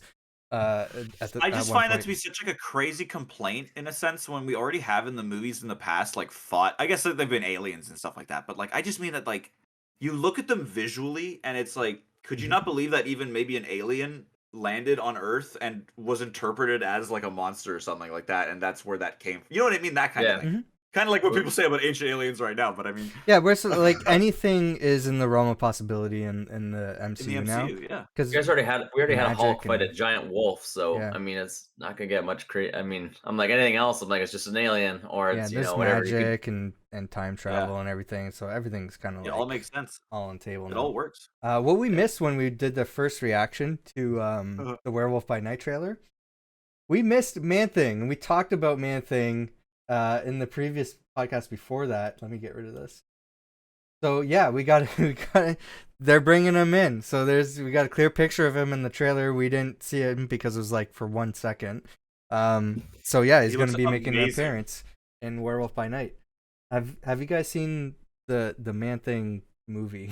What am I looking at? What is that? Wait, there was a Man-Thing movie? There's a Man-Thing movie. Lionsgate put one out. Okay, so what is I only knew that there were 2 Swamp Thing movies, and I've never heard of Man-Thing. Apparently, the Man-Thing movie was really bad. Is Man-Thing like a swamp creature? Because that thing looks like that thing looks like a kraken. Yeah, he's pretty much a bunch of vines. Yeah, like, just all like amalgamated together. Yeah. So it's like what's that thing called? It's like a kraken. Cthulhu. Yeah, it looks like Cthulhu. I was like, the thing. My only exposure to this character, in all honesty, in the comics, was when reading Deadpool Kills the Marvel Universe, and he was like, he was the end game of that pretty much, because he had to like go into Man-Thing as like a portal to other multiverses or something like that. So yeah, Man-Thing. What we're seeing is pretty grotesque, because he like grabs Taskmaster by the head and like melts his like. Is that Taskmaster? Being. No, not there, but in Deadpool. Oh, in Deadpool. Okay, yeah. Man-Thing is very much entwined with the multiverse. So I don't know how that's gonna play into the MCU. But it's really cool that we're finally seeing him. We've seen him teased a few times in the MCU. We were talking about this before the podcast started, actually. We've seen the character teased so far in Thor Ragnarok. He's one of the heads in the Grandmaster's Tower. Big shocker to me. Holy crap. Did not notice that. He was, I'm pretty sure he was mentioned in Agents of S.H.I.E.L.D. at one point. Not by name, but by this guy's really powerful profile. Then? Yeah. Apparently. And the other reference is in Iron Man 3, before Marvel had the rights to this character. His ex-girlfriend is one of the Extremis. One of the Extremis experiments, and like she was credited as the name of that character in the movie, and she had the scar from when Man-Thing like like attacks her with acid or whatever, so she still has a scar on her face for that. So they've paid attention to keep that character kind of same sort of canon as the comics in that movie. Wondering, like, is there a man thing out there? Like, yeah, because they wouldn't have done that for like no reason, right? That was a definite tease towards man thing. Like that's what it made me think that character in that movie was going to be more relevant than she was, and so that already said something to me about. Well, maybe she'll return. Maybe it's like the next thing that we see man thing, and maybe she'll. Because again, we were talking about did the extremist people actually die? It's a very good point. I very much interpreted that they died. They're not supposed to die, right? That's what you got me there. The people who survive the experiment, they can just like live forever. Yeah, because like Aldrich Killian keeps getting knocked by poles like every 2 seconds and exploded. So like, I just like that would be such a funny like scene if it was just 10 minutes long of like him getting back up again and then having to like keep knocking him back into the fire while having a conversation. Like that'd be hilarious. Like Sideshow Bob stepping on rakes every step. Yeah, like exactly. The other thing that we know about oh no wait, this is just Marvel put out a featurette about Werewolf by Night, so you can check that out if you want. That's where we know just love the style, right? Like that's the big thing going into this. Like it's immediately got a cool thing going for it, and that's what with the MCU being as filled as it is, I like it when a movie is distinct, or a short, I guess in this case. But I love it when a movie is distinct and you can tell the style and stuff like that. And this one screams style. So yeah, I'm looking forward. Who's that? Who's that? This is I was going to pause it on Kevin Feige. Like that's Kevin Feige. That's what I like about the MCU. It's like they have a style for everybody and stuff. So even when someone like like even the Eternals, remember it's like it wasn't that good of a movie because doesn't feel like an MCU movie. I was like, I thought it was really good, and not every movie has to be the same way. They should all feel different. That's what I think with the Miss Marvel thing. I appreciate that they're going for that like high school thing because I'm like, some people are gonna be that age watching the show. So it's definitely for people of that age. Yeah, like for sure. Eternals was different. Guardians of the Galaxy was different. You had Iron Man with like all the metal music and whatever, the rock and stuff. Absolutely, Then you have Thor Ragnarok, where it's everything was. I like everything being there's different vibes, whatever you're feeling. And then we all come together and watch how that all melds together in an Avengers movie. You know what I mean? Like it's very interesting to see those dynamics come together. Yeah. Sorry, but who was that character with the iron mask? Do we know like at all? Like, do you guys have? I didn't look it up. With an iron mask. It was like a man in an iron mask there, yeah. Like I don't want to say Doom-ish, but it has kind of like that little Doom slot thing, doesn't it? It's not. It's not Doom. No. If it was Doom in this, imagine that. I forgot that we saw Taskmaster in the MCU. I was like, right? When we talked about it, I was like, oh yeah, I was like, that's a comic book character. And then I was in the Avengers one. The Avengers one. I forgot that it was in, but it was a female character, right? Black Widow. Yeah, they changed the character up. Here's that's cool though, because here's a shot of some of the characters. Yeah, like this is Elsa Bloodstone, the girl on the right there. I don't know any of the other characters though. I haven't looked it up. Because there's like the guy on the left there is the one with the very distinct axe, right? Like that guy seems like we should know him from his weapon alone. Yeah. That's a sweet looking axe. It is a sweet looking axe. I like it. I like good weapon props. Yeah. I can look up IMDb maybe. If you want, yeah. I mean. You know what I don't know if I like or hated? I don't know, is when Thor puts his hammer in the ground and it grew roots. I thought that was funny. I don't know if I liked it or if I was annoyed by it. I was like, I don't think I even noticed that. If I'm being honest. When they pulled it up from the ground and had roots on. Yeah. Wow. He put the hammer in the ground at the beginning when he's meditating, and when he pulls it up, roots come up from it, so it started to like spread into the ground. And I was like, I don't know if I like that or if I'm like annoyed, because I'm like, I would just does that mean he could grow the handle even longer and just have it like. I don't know. And then he wrote it like for the implication of how long he's been there. I think that's the only thing I find. Yeah. And then he wrote it like a broom. And then I don't know. I don't know. I like am throwing a lot of this movie out of my brain because I don't even remember that part. Yeah, he's like, all right, let's go. And he hopped on his axe like a broom, and then he wrote it and he like smacked the bottom like a broomstick. It's hilarious. I'm sorry, but I love that. Yeah, I thought that was funny. Like, it's funny, but I was like, I don't like that. I like the take off with the hammer, because of old fashioned way. So I was like, what a. Was there music in the background when he did it? Because I wanted, if there was, that there shouldn't have been. There should have just been empty air, like while he just flew on it with a broomstick. I can't remember. Just watch it again though. You'll see when he lifts up the hammer, the Groot's what was his arm, the handle, it literally resprouted and grew. And I was like, See, what if that was trying to become a new Groot? So I'm going by. I'm not that familiar with the actors here, but I'm just going by face, like the pictures that they have and the characters on the screen here. Gael Garcia Bernal, which I think is this character, so the second to the left, would be playing Jack Russell, so that's Werewolf. Elsa Bloodstone, we already know. Character not on the screen here, Harriet Samson Harris. That's the actor. She's playing Verusa. So it's that character that was laughing and then she gets pulled in the cage. Okay, yeah. Leonardo Nam, which I believe is this character right here, playing Simon. No clue. Very vague. This character right here in the center, the tall one. The Lady Dimitrescu for anyone who played Resident Evil 8. So the actor is Eugenie Bondurant. I'm going to be butchering all these names, but this character is Linda. And then the guy. So we really have nothing to go off of that. The guy on the left is Joven. Don't know. And then there's no picture here, so I'm assuming it's this guy here. Al Hamacher playing Billy Swan. So maybe Billy Swan is something. Looking that up right now. No. So I don't know. Those are the characters. I got a musician when I got that. It's just coming up with, I think, this. His song "I Can Help" is featured in Thor. So okay. I don't know. Let's move on because I want to burn through what we have left here to talk about.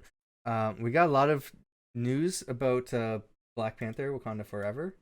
Obviously, I don't want the movie's coming out soon, so I don't want to delve too much into it. But there's a couple things. Kevin Feige mentioned why they didn't recast T'Challa, and a lot of people are focusing on his choice of words, basically saying he felt it was too soon. So a lot of people are interpreting that in different ways. So I don't know how you guys would feel about that. It's a hard situation to handle in the first place. So I mean, I don't want to read too much into it in that way, but I think he just said it, and I think it confirms my thoughts on the matter. I think that Marvel and Disney as a whole wanted to keep the character for obvious reasons.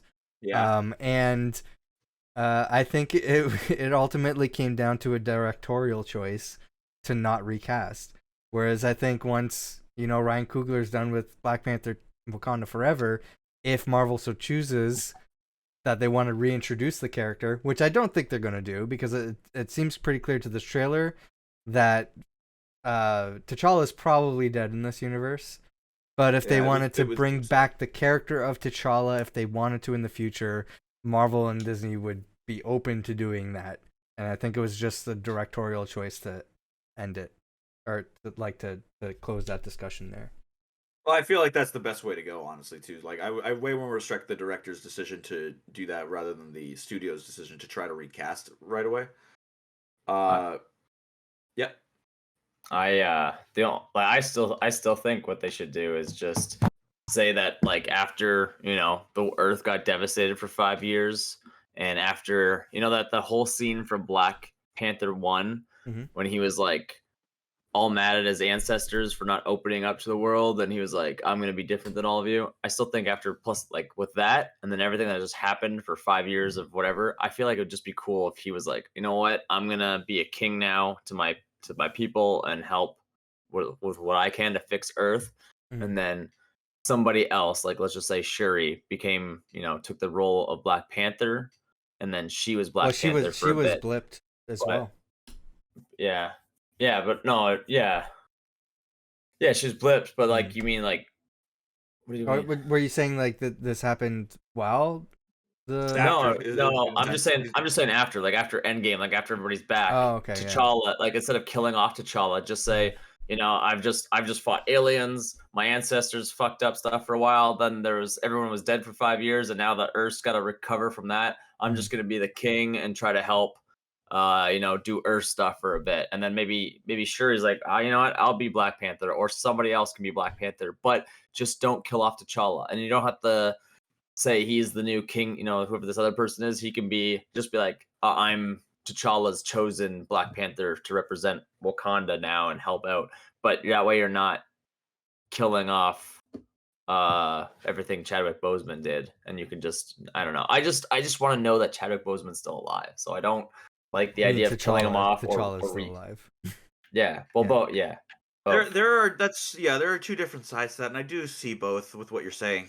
But I do think that at the end of the day, like, it's more respectable to kind of like be like, yeah, that was his greatness, and it's kind of like this movie is a mourning for all of us that happened. Yeah, I think that's what this movie is going to be about. I think that aspect's going to like play very heavily into this movie, so that's why I think the character of T'Challa is dead in the MCU, and I think from what we've gathered, Shuri's going to be the one taking on the Black Panther role. And I don't know, like, because I saw at one point there's a Lego set that pretty much confirms it. Oh, there is? Okay. Yeah. It's where we get all the MCU spoilers is from Lego sets. Yeah, the damn Giant Man event in the airport. Damn you, Lego! I wish I had known about that. The other thing we know is that they're changing Namor's origins, even more so. It's not going to be called Atlantis in this movie, which I think is the right choice. It's going to be changed to Talokan. So that's where Namor is from in this universe. Well, there are two reasons that they've done this. Mm-hmm. One being to not try to get confused with Aquaman in any sense. Mm-hmm. B, yep. I would say to give some cool representation to a culture that I don't really because like honestly, yeah, like Atlantis is so overdone that it is cool to me that we get to this like especially with the Talokan and the implication there with the name, like that it's a very I don't know what the word is, sorry, but yeah, I can I think it's that culture's type thing, yeah, like Aztec here. Kind of people, right? Yeah, like Aztec and all that. So I think that's a cool direction. The style of the clothing that we're seeing on their side, really cool. I love it. Visually, it makes sense. Mesoamerica. Mesoamerica, thank you. Like, it's a cool avenue to go. And I think it makes some sense. I don't know where Wakanda is on an actual locational thing on Africa per se, but like the fact that South America would be, like pretty much smacking up against them in that sense, I think that makes more sense too. It's I mean, first of all, both locations fictional. So, well, yeah. But I mean, like, just in like a where they're in our universe, in their universe. No, I always found that funny is that because Marvel's phrase is always like, we set all these heroes and everyone in New York, like instead of like Gotham Metropolis, or Metropolis. Yeah, they're set in New York because it represents the world outside your window. And then meanwhile, like anywhere else other than New York, they make up all these places. Yeah, which is hilarious. The other thing we know about Namor now is it's confirmed he will be a mutant in the MCU, which is interesting because we haven't really delved that far into that whole side of the MCU yet. We haven't seen X-Men or anything, but Namor he wasn't originally a mutant in the comics. He was later revealed to be a mutant later on. I don't know if you guys have any thoughts on that. Well, honestly, like with that, I think it's going to confuse a lot of people. I can't say a whole lot considering a certain thing, but like, it's going to make a lot of people confused, I think, with how old is Namor? Like, is he? He's Marvel's like first character. Like no. I not in like when he was made, but like when like how his actual age, like in the universe. He's really old, just like Wolverine. Like he lives for a long time, right? Yeah. Like kind of like a Thor kind of esque character, or which I don't think is going to be the case in the MCU. Okay. Because I'm just wondering if like if we're trying to imply that like mutants have been around for a little bit longer than already, or if they're like just now showing up still. But I'm in the mind that they're just showing up. This is why I don't think Magneto makes sense for the MCU. Yep. I don't know how you would like introduce that character into the MCU anymore at this point. Well, because like it's such a dangerous topic to do, because even if you try to change it, then you're kind of suggesting that whatever you change it to is like just worse as bad or just as his bad original as the Holocaust. Yeah. Exactly. Question: does he can control metal? Mm-hmm. Yep. Does that also include like? Does that mean he could probably pick up Mjolnir then? I don't know if like comic book stuff. That has been touched in the comics. I don't remember, but I'm pretty sure he can control Mjolnir. Because even if he can't like physically hold it, he should be able to like still either control it or whatever. There's a lot of crazy things that they've done with Magneto. I know. I feel like with that one would be insane. Like if Thanos had the gauntlet, could that mean he could make it so that Thanos couldn't even like close his fist? He can at least control any metal on Earth. Yeah, because I'm like, I mean, like I just Googled it. It's like he can control magnetic fields, and so they've revealed that he can lift Thor's hammer. But yeah, because I'm like, dope as shit. Imagine like the gauntlet, and all you do is snap their fingers. Then he's just like, "No, I'm not gonna let you close your hand." And then I was like, he could go probably further to like close the gauntlet onto your hand, and then just your whole hand just becomes like mush, and then he could just see that. Oh my god, man! If they had held off on doing Thanos for longer, and they'd had Magneto here. Yeah, Magneto is. Imagine if they added Magneto instead of Captain Marvel, and then Magneto was like at the end, and Thanos is like using the gauntlet, and he's just like holds up his hand or whatever, and like Thanos can't even like bend his hand or nothing. I was like, or then, that would have been wild. It'd been pretty crazy. No, go ahead. No. I'm transitioning, so you guys go ahead. All I was gonna say was I think it'd be funny, like when you see Captain America throws Thor's hammer, and then it comes back, and then Thor. It'd be great if Magneto was the one who caught it instead, and then like I was like, just do it again, but add Magneto into every scene. Maybe we'll get a character that can control metal in the MCU. I honestly I don't see any way around introducing Magneto into the MCU. I think they're going to move on with different villains for the X-Men. Just give us a what if episode where Magneto's against Thanos. Yeah. I think it'll happen. Like I don't know. Like I think that they're going to change the character though. It's going to be a different character. Definitely change it. But definitely be a different character. It won't be the Magneto we all know and love for sure. Yeah, I got about 5 more minutes. All right. How much time do you have, Sam? I have as much time as you need. I'm okay. Good. I don't want to take too much time. I do have a fun topic that we can do if you want to stick around. But otherwise, that's fine. We can transition here. Speaking of Namor, though, this image was brought out by Empire, and like look at the character. The internet is fucking thirsting after this character. It was hilarious. I was going through my Twitter, and I was like, this is hilarious seeing all the tweets. But the amazing thing is, Namor in the comics always hits on Sue Storm. Like he's always trying, the Invisible Woman, so Reed Richards' wife. So everybody posting this is like, they see this picture, like all the guys are like, there's no way I'm taking my girlfriend to see Black Panther because they're like, they're gonna be obsessed or whatever. And then the quote tweets are like, this tweet brought to you by Reed Richards. Like, that's exactly what he would say. So they're doing this at the expense of that character, which I thought was hilarious. I wish I saved some of the tweets, but I don't have them here. I thought I did. Oh, the internet. That's a good meme, though, I will say. Yeah. And I think that's all the Black Panther stuff. I want to go through some quick things. I don't know if you guys have any sort of thoughts about this, about like writing and directorial changes. Unless I know previous works, I am very. Well, I mean, I can give you a brief rundown. First of all, we got Jeff Kaplan and Ian Springer to write for Fantastic Four. Jeff Kaplan, you might remember. That's very familiar. Yeah, because I'm pretty sure he worked at Blizzard. Okay. That's. Which is crazy. Yeah. He's like one of the good guys from Blizzard before everything. I remember the time of Blitzchung.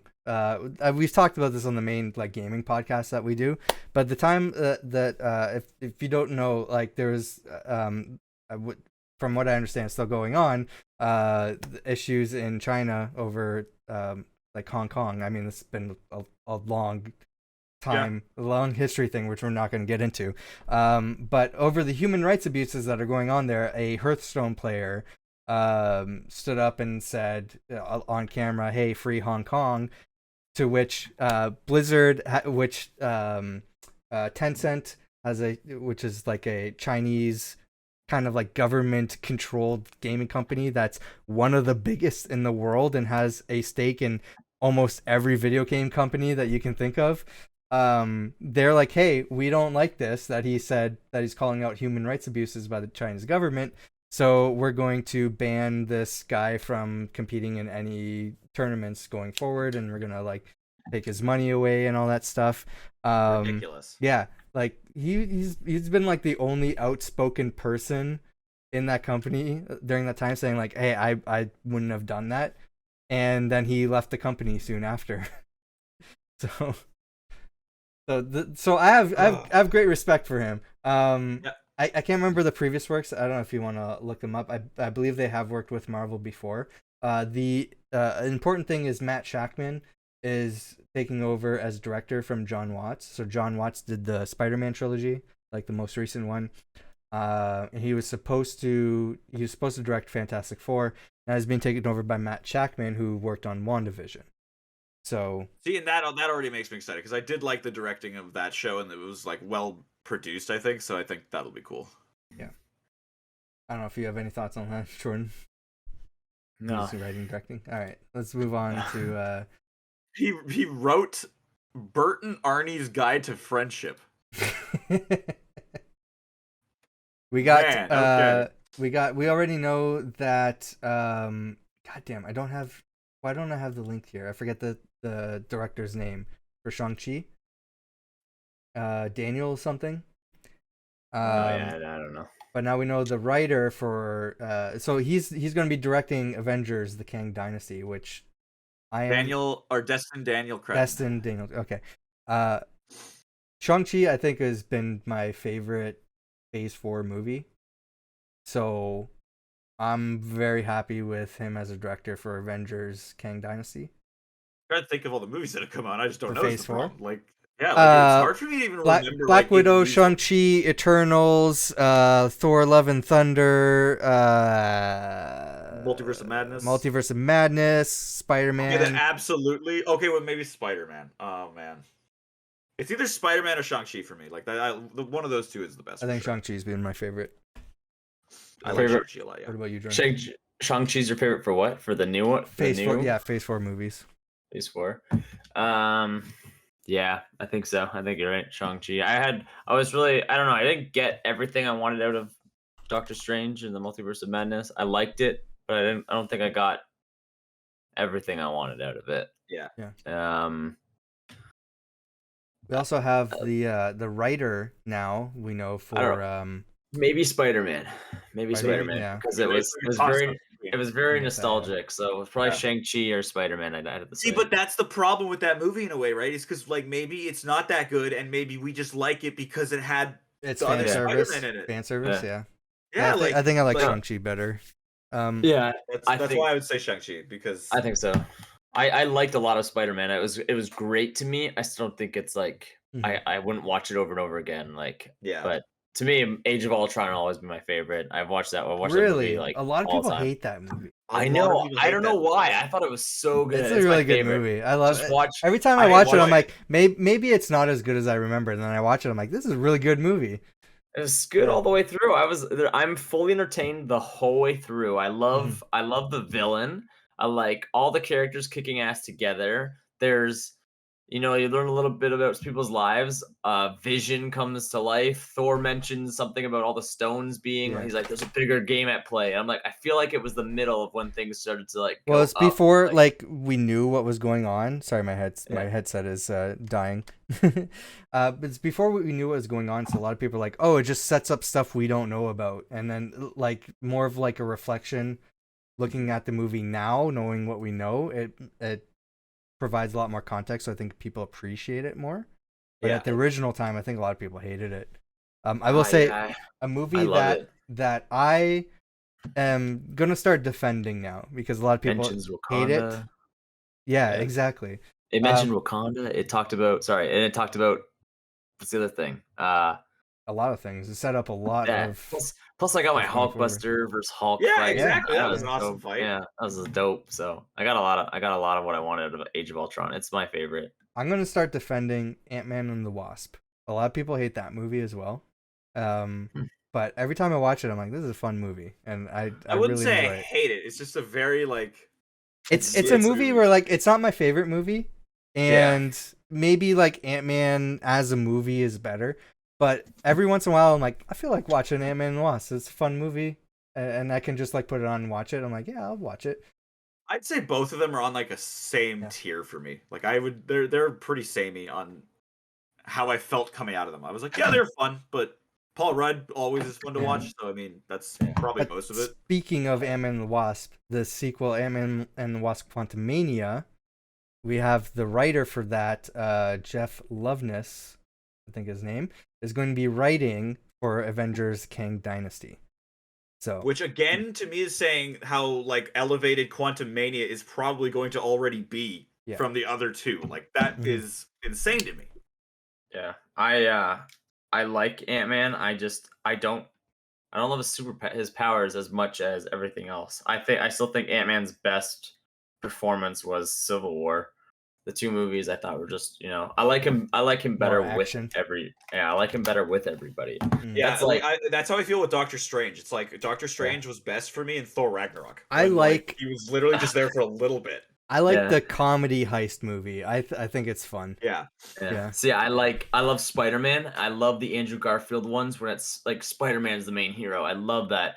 Whereas this, like, I love the Spider-Man, Tom Holland. I love him. He's fantastic. But for his movies, I like him better. I think in like Civil War or team up Infinity movies.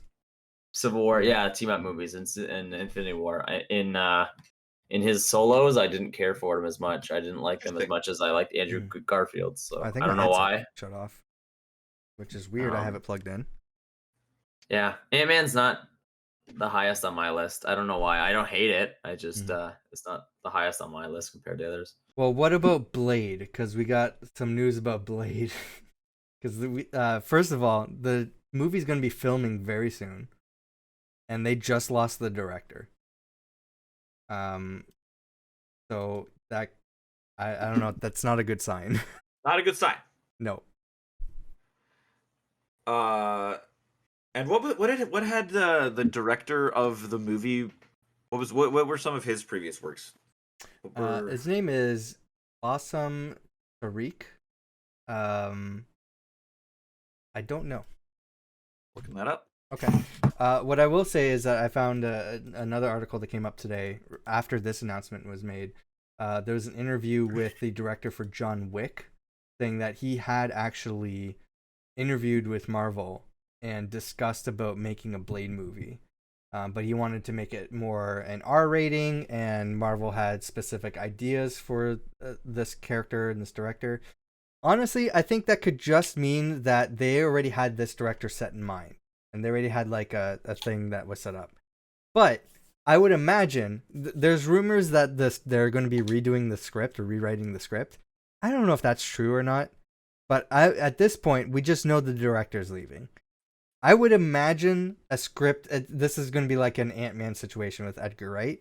The script for the most part exists. They're going to be filming soon, right? I don't think that the film's been delayed or anything as of yet. So if they want to stick on the schedule, they have to have a script now, right? So can they make that John Wick director work with the script that they already have?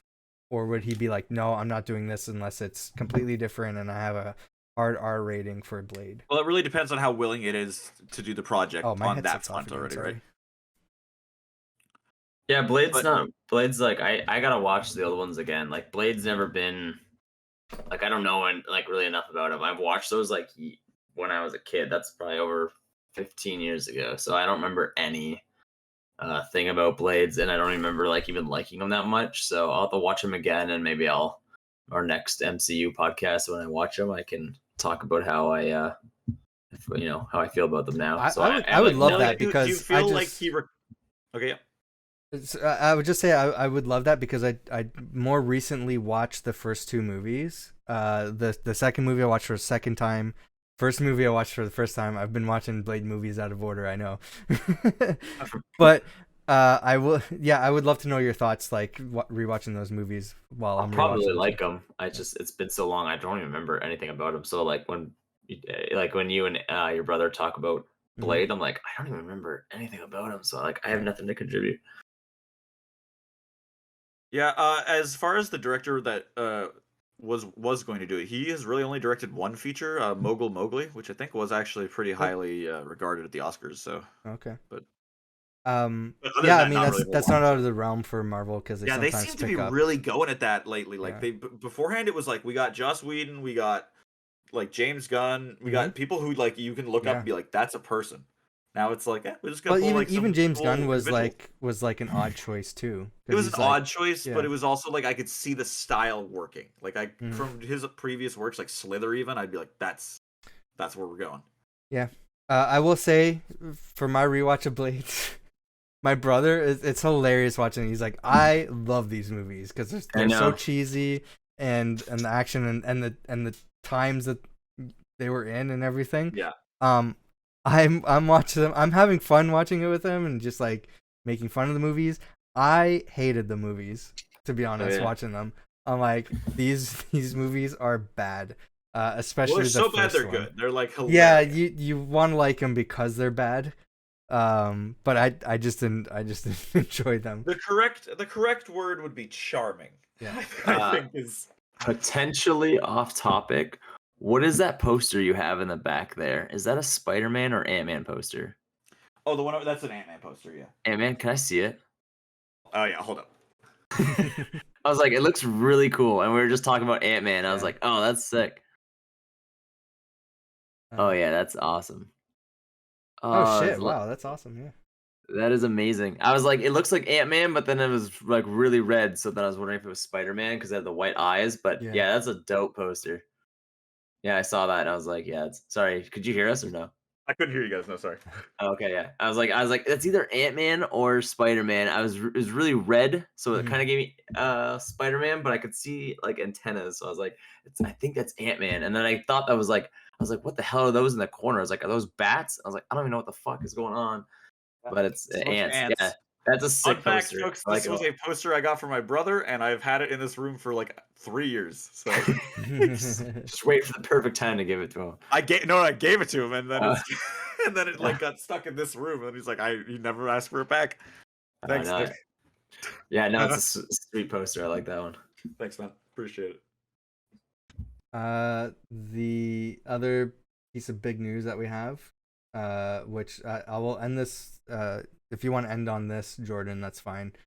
Sure, I got 2 minutes.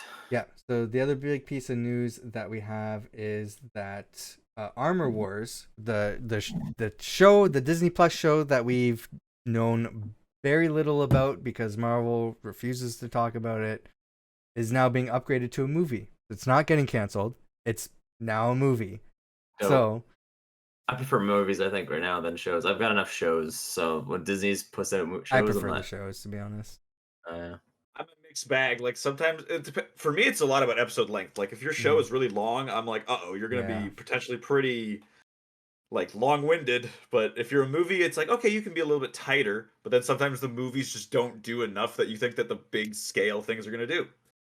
With Armor Wars, it sounds like a pretty big deal, though. So Yeah, we know that whatever's happening in Secret Invasion is going to be setting up Armor Wars, and I have a feeling also the Falcon and Winter Soldier. But yeah, it's interesting. We've barely heard anything about this, and it looks like Marvel's like, okay, well, what if we change things up and actually made this a movie? So yeah, sounds good. Is Don Cheadle gonna be in Ironheart at all or anything like that? Like, I would imagine so. I would imagine so too, right? Like where it's like you got to kind of involve like the two, like Iron people. He's gonna be in Secret Invasion. Yeah. That's cool. I'm gonna miss Iron Man, man. Like it's just he was always like the face of the Marvel movies to me. So without him, I feel like I don't know. It's weird. Him dying in Endgame is kind of like symbolic, eh? Yeah. To that part of maybe like some people would see that as literally the death of the franchise after that, but like yeah, people say that a lot. I still like you say that. Yeah, it's a great death. It's a good death. It's amazing for his character, but like just I'm like I want more. Yeah, Multiverse Tom Cruise could show up, so yeah. Never know. I thought that was gonna be a thing in the Doctor Strange one. I thought it was gonna be like they might do it.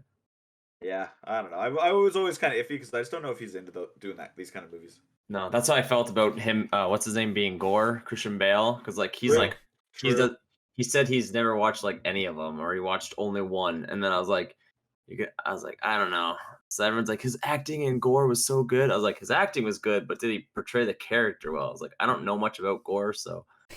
Recently, you made me think of this just because he played Batman. Recently, I saw a clip of I think it was Jimmy Fallon interviewing what's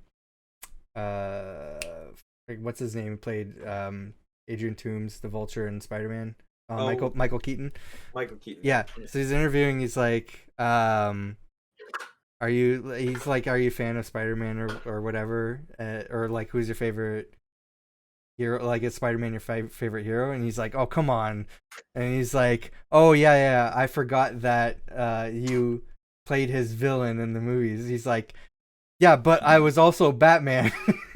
Yeah, like, whoa. Yeah. And Jimmy's like, look at me.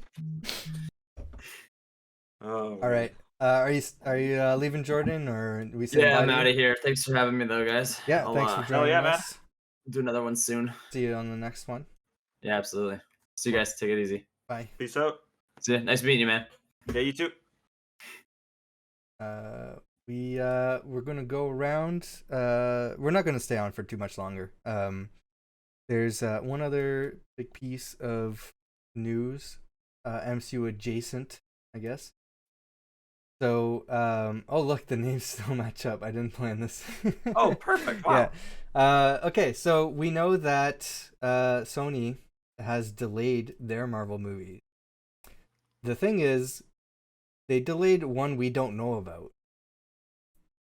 So, Kraven the Hunter and Madam Web are both delayed now. I don't know what the new dates are. Is the Silver Sable movie still happening? No. Or was that canceled? No, that was canceled. Okay. It was supposed to be. So originally, it was supposed to be, I think, a Silver Sable and Black Cat movie together, and then they were going to put like different things. And now I think they're working on some sort of TV show for those characters. But I'm not 100%. I can't remember where they left off on that discussion. But it does seem like Sony does want to use those characters in some way. So we'll see. Just off the top of my head, the other projects that I know that Sony's working on is Silk, which is going to be a TV show. I don't understand how. Silk is another Spider-Man-like character. Yeah. And I love her. A lot of like the new era of designs I love. Like she's one of like I didn't get her new run in Marvel now, but I wanted to because she was right after, or was she before? Her character came up after Original Sin. I don't know if you remember that. I mean, I don't remember. I remember that. It's a very important moment in Marvel Comics, but the comic sucks. It's terrible. But I'm more so asking about the Spider. What the hell was the Spider-Man arc that I'm talking about? Like the Spider-Verse, but Spider-Verse. That was just what it was. Well, it had a bigger name. Yeah, it was the lead up to Spider-Verse. I mean, it was Moreland who came back. Yeah, exactly. That's and what I'm saying. So Ezekiel, the character Ezekiel, I don't know if you remember him. He came back. He's like, Moreland's coming back, and he's going after this person, not you. He's going after this person. They're hiding in a bunker or whatever. Because I remember her. I think in Superior Spider-Man at the end, right? Like she came around then. No, she's been around before. I specifically remember an arc where like her and Peter meet and they bang. Because that's anytime they're together. So they have like this chemistry together that we're just anytime they're near each other, they have to bang. Because like that was right after he was Superior Spider-Man, and like he was dating, I can't remember her name right now, but she was like a professor-y kind of teacher chick. And Superior Spider-Man is hanging on the Anna Maria, I think. Anna Maria, that's what it was, dude. That was such a good fucking arc. Superior Spider-Man is a fantastic comic. Holy, should definitely read that. But yeah, Kraven the Hunter is moving from January 13th, 2023 to October 6th, 2023. That's actually pretty decent gap. And then Madam Web from October 6th. So Kraven the Hunter's taking Madam Web's slot. Madam Web is moving to February 16th, 2024. What would the Madam Web movie even really like be? Like what's the whole idea around that? So it's a multiverse character. It's a Spider-Verse character. So I imagine they're going to be sort of continuing off of where Morbius kind of left off. That's literally why I asked that question. But from the rumors online, the characters it's set in the past, so before Spider-Man exists.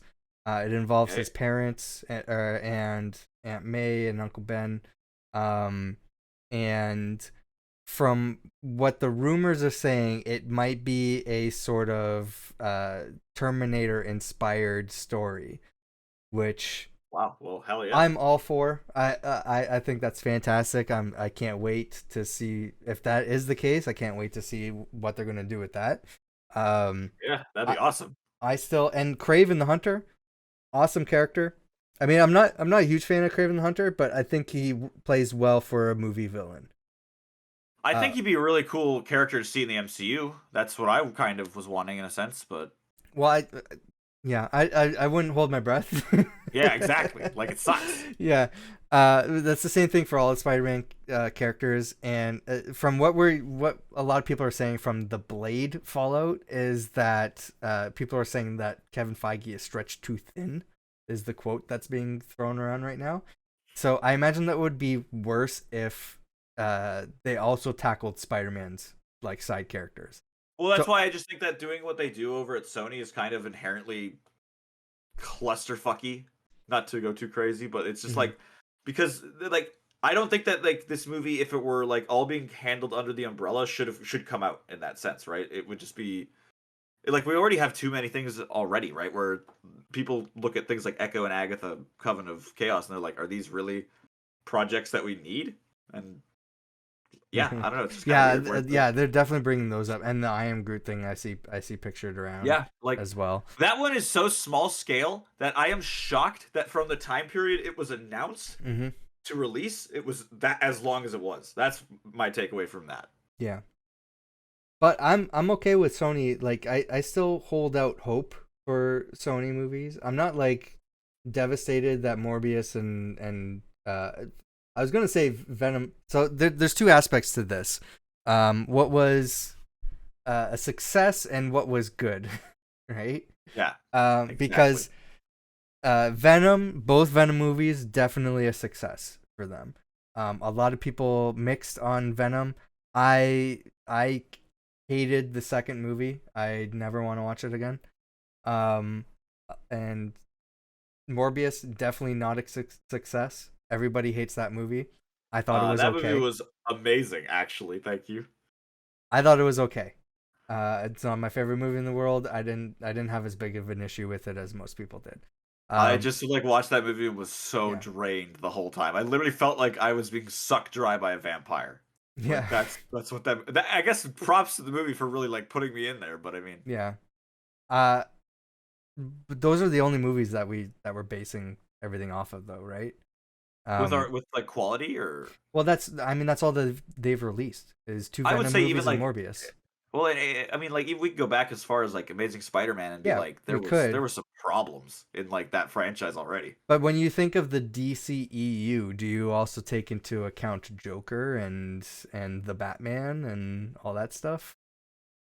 What are you trying to say about that? Because like, I mean, Joker for me personally, like, I thought Joker was okay. Mm-hmm. I didn't come out of Joker being like, whoa, revolutionary. Like, I was like, well, that was just. I think we're talking about like the shared universe experience, and even. They've already failed so hard on that front at DC. Like, I don't know what the hell they're doing. No, I'm just saying, like, we have 3. I'm not upset about bad movies. Like, as much as I hated Venom, Let There Be Carnage, I'm fine having that character continue on and making more movies with him and seeing where he ends up later. Same with Morbius. I don't expect we'll ever get another Morbius movie.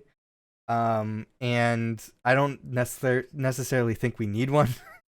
Yeah, I would say we're done with that. No, but I'm fine with the character of Morbius appearing somewhere else.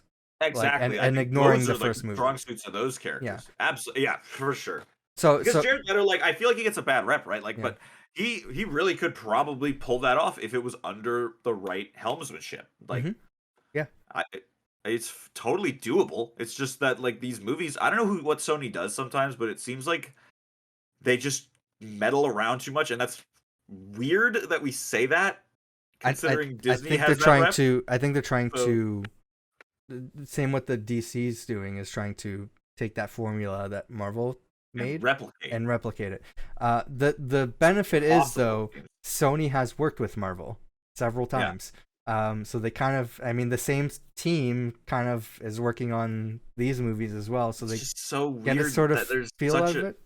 The steps between, like, my favorite, I guess I shouldn't say that, because like the animation department apparently is kicking ass. I don't know how they got the great writing team that they got on that Spider-Verse movie, but that movie was like incredible. Yeah. So if get the people who wrote that movie to write something else for like a live action, I don't know. Like, that just seems I don't think Sony is the Sony Spider-Man universe, whatever they're calling it now. They keep changing the name.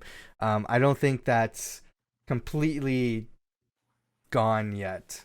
No, they always are trying to take him back. They're gonna suck him back at one point and then be like, "Oh, no, they have plans." Movies. I mean, Venom, Morbius, they're all gonna show up at some point, something down the road. These movies are setting all that up too. Kraven, Madam Web, like, these movies are setting all that stuff up too. And like I said, I'm still holding out hope for the Sony Spider-Man universe, because I kind of like where they're going and taking these characters. That's not to say I like the movies. I like their kind of like end goal, I guess. Like, they're introducing their own universe that is sort of tangential to the MCU. But we're not going to see these characters fleshed out in the MCU, which really sucks, because I think these are some like the best characters in Marvel Comics, and Marvel's just not going to focus on them if they had the rights to them. So having one studio focus on just Spider-Man, I'm completely happy with, and having a separate Spider-Man universe. There's a different Spider-Man going on, and then we potentially see a Spider-Verse movie, a live-action Spider-Verse movie. I think that sounds really cool, and I'm all for it. I would be okay. Like, I would love it if we could do that. It's just hard to trust audiences. You know what I mean? Because then people get confused and everything gets muddled. Yeah, and it doesn't help the fact that these movies are poorly received. At least one of them is. Oh yeah, and I would say at least 2 of them are, but yeah. But again, both the Venom movies are successful. People showed up in theaters for them, and I thought that there was a loss on the second one, but okay, yeah, wow. From what I read, I thought it was successful, but people showed up for Spider-Man Into the Spider-Verse as well, and they saw that crossover. Kills, dude. Yeah, that was so visual. Also, like, they went. Actually, I was actually in animation school during the like production of that movie, And a guy working at Sony Animation came and like talked about that whole process, and like, yeah, like that movie was like in the behind the scenes just a huge discussion on how they wanted to revolutionize like 3D, 2D kind of like properties. Mm-hmm. And holy crap, does it ever show? Because that movie was phenomenal to me. That's probably my top 5 favorite superhero properties. I said Into the Spider-Verse. I meant to say, No Way Home. No Way Home. Sorry. Okay. Yeah, sorry. I confused myself there. Yeah, but people showed up to No Way Home and they saw that crossover. So I think most audiences watching these movies can kind of understand the Venom MCU Hopefully. crossover. You can't say the same thing with Morbius, but I think again that character is just going to show up at some point, and the backstory of Morbius is not going to be important. They're not going to touch on that.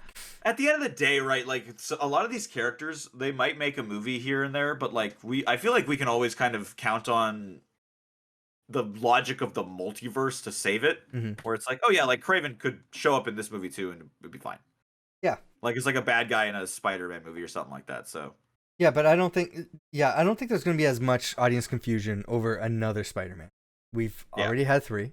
do you think that do you think they could like simultaneously make, like, I've heard this rumor go around, it's probably not going to happen, but if they made an Amazing Spider-Man 3, like, could they pull that off and like have that still work? Because like now that we've seen him go back to his universe, like I feel like what you're saying, yeah, like people might be able to handle I don't think the No Way Home Spider-Man would be.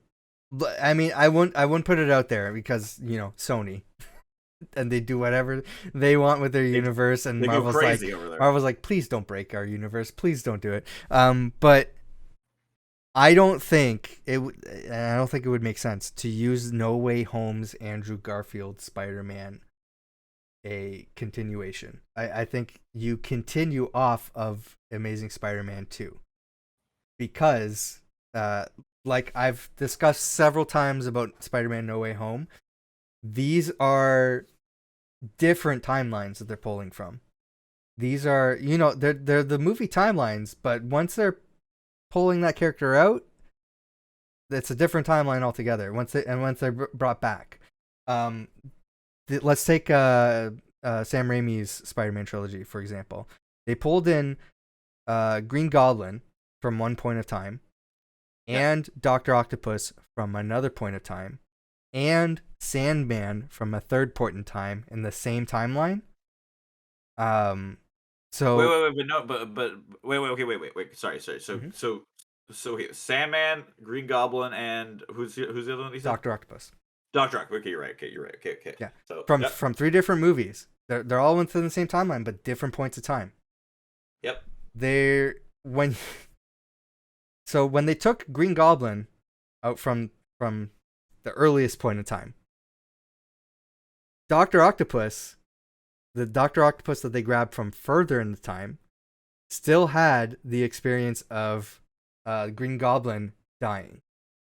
Wasn't that because of the implication of that you're right? Wow, time travel is so problematic when you're doing storytelling. Holy crap. Because that right there, like, actually hurts a lot of things I'm saying. If like, I'm under the assumption, actually, that Aunt May died for nothing, and that they sent these characters back to just die anyway.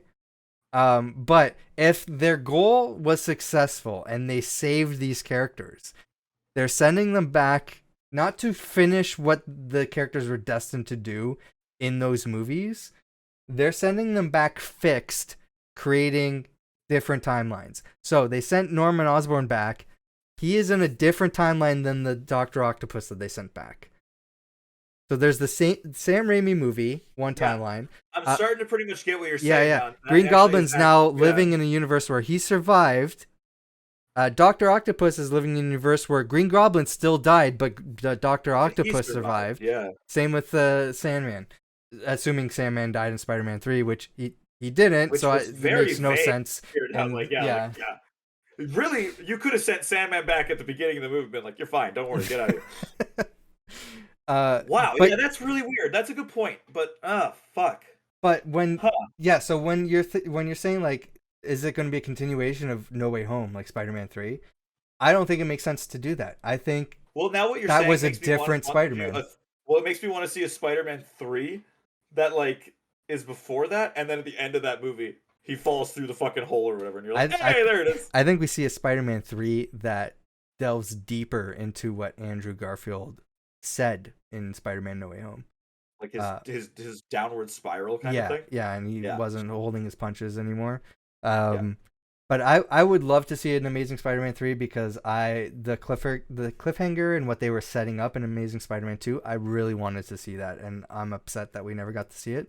It was a classic second movie where it's setting up a bunch of things that, like, when it never gets actually done in the third movie, you're like, well, that sucks because that movie was not very good. So I've kind of got left on a freaking meh. I'm an Amazing Spider-Man 2 defender. The only thing I liked from that movie was the suit and there was my favorite where he suit. helped the kid. Yeah, the suit is the best suit that we've ever had. I'll say that. No, I love, and every time it's the same with Age of Ultron, where every time I'm like, everybody hates this movie. Maybe I'm thinking about it differently, and it's not as good as I remember. But every single time I watch it, I'm like, I love this movie. I think I'm a big defender of Amazing Spider-Man 2. I wouldn't say like that's the thing. Like with Age of Ultron, I do really like it. Stylistically, I will say there's something really bogged down about that movie that makes it look a little grimy. But I don't know. It's not as cleanly shot as the first movie. It's weird. It's the same guy. Looks different for sure. Looks dirtier, but I mean maybe that's just what he was going for. But yeah. What was the thing about Amazing Spider-Man 2? I felt like I was going to continue a point, but I can't remember now. I think the time is gone. I think there's too much time in between. Just why I think a Spider-Man 4, a Tobey Maguire Spider-Man 4, is not going to work anymore. And I would much rather have an Amazing Spider-Man 3 than a Spider-Man 4. Me too. Because Spider-Man 3 kind of ended how it was supposed to end. Like, we got that ending, and we got like a little bit more of a backstory from Tobey Maguire in No Way Home. Like, how about we do a movie that's both of them? That's gonna be a Spider-Verse movie. Like, there you go. I guarantee you, like, Sony's building up to a Spider-Verse movie, and we're gonna see all the Spider-Men and more show up. So, yeah, I mean, like, I'll go and watch it like I watched No Way Home, but boy howdy, I won't watch it again and be like, oh, that was great. You know what I mean? Like, that's how I feel with No Way Home, where it's like, after watching it that first time, every successive rewatch has been like, yeah, that was good. What are you saying about the freaking Aunt May thing? That hurts, man. That really hurts, though. Yeah, I don't know. It's I brought it up in a previous podcast when I'm like, I don't think they actually saved these characters. I think she just died for nothing. Like, god damn. Yeah. But the big part about this story is that there's an unknown Sony Marvel movie that was previously dated for June 7th, 2024. It is now moved to July 12th, 2024. We have no idea what this is. I'm assuming this is Olivia Wilde's Spider-Man or Spider-related Marvel movie that she's working on. I'm saying Black Cat. It's a lot of people assume it's Spider-Woman. Okay, fair enough, sure. But like, isn't that like? Oh, that's a hard one, isn't it? Because isn't she? First of all, there's several Spider-Women. Yeah, so I guess I'm which talking one? About I'm talking about like the red suited like webbing thing with the hand blast. Like, the original one. Yeah. Yeah. Jessica. Is she like associated under like this umbrella? She it's split rights to the character, like Scarlet Witch, Quicksilver, Kingpin. Gotcha. Several of those characters were Marvel owned split rights. So Jessica Drew Spider-Woman is considered both a spider character that Sony can use, a Spider-Man character, even though the character is not really a Spider-Man character. She wasn't turned into a Spider-Man character very much until like Spider-Verse. Yeah. She's more literally, related like, she shows to up in that, and it's like she's like, why am I even really here? She originated under Hydra, then Shield, then Avengers. So she's more related. I'd say she's more relatable to Captain America than she is with Spider-Man. Absolutely. But regardless, Sony has certain rules that they can use Spider-Woman for. Marvel has certain rules that they can use Spider-Woman for under that contract, unless it's been changed, because this was back when the emails were leaked, when Sony was under different management and they were being difficult with Marvel. They were having their whole shebang problem there. Yeah. So I don't know if the stuff has changed for Spider-Woman, but Marvel can't use Spider-Woman as a title for Jessica Drew, but they can use Jessica Drew. Sony can't really change any aspect about the character in their movies. They have to follow strict guidelines. What? Yeah. God, that's annoying. I hate that. Well, it's the same with Spider-Man. They have certain things that they need to do with Spider-Man, because in two occasions, more so being the name thing, more so, because that's annoying. Yeah, but it's because of, like, we own the rights to Spider-Man, so we want the rights to Spider-Woman as a character, right? I get it, but it's like, God damn it, man! Like, I just want to name drop this character. Can we just do that? But it's similar to like what they can and can't do. We also see that with Spider-Man, because in like, just for an example, in two occasions, I've seen both Andrew Garfield and Tom Holland bring up to studio executives, hey, what about the possibility of Spider-Man being gay? And they keep like, I gave him an answer like, oh, we don't want to do that or something like that. They legally can't. Spider-Man has to be straight, according to the leaked emails. So that's not something that they can change about the character. I don't know. That's weird. Yeah. Such a weird thing to even be like discussed in that business sense, I find. So yeah, just Marvel has a certain image for Peter Parker, I guess, that they want to keep. He also can't swear as part of the contract, which is hilarious. Yeah, when you think about it. So yeah, like, Spider-Man doesn't curse.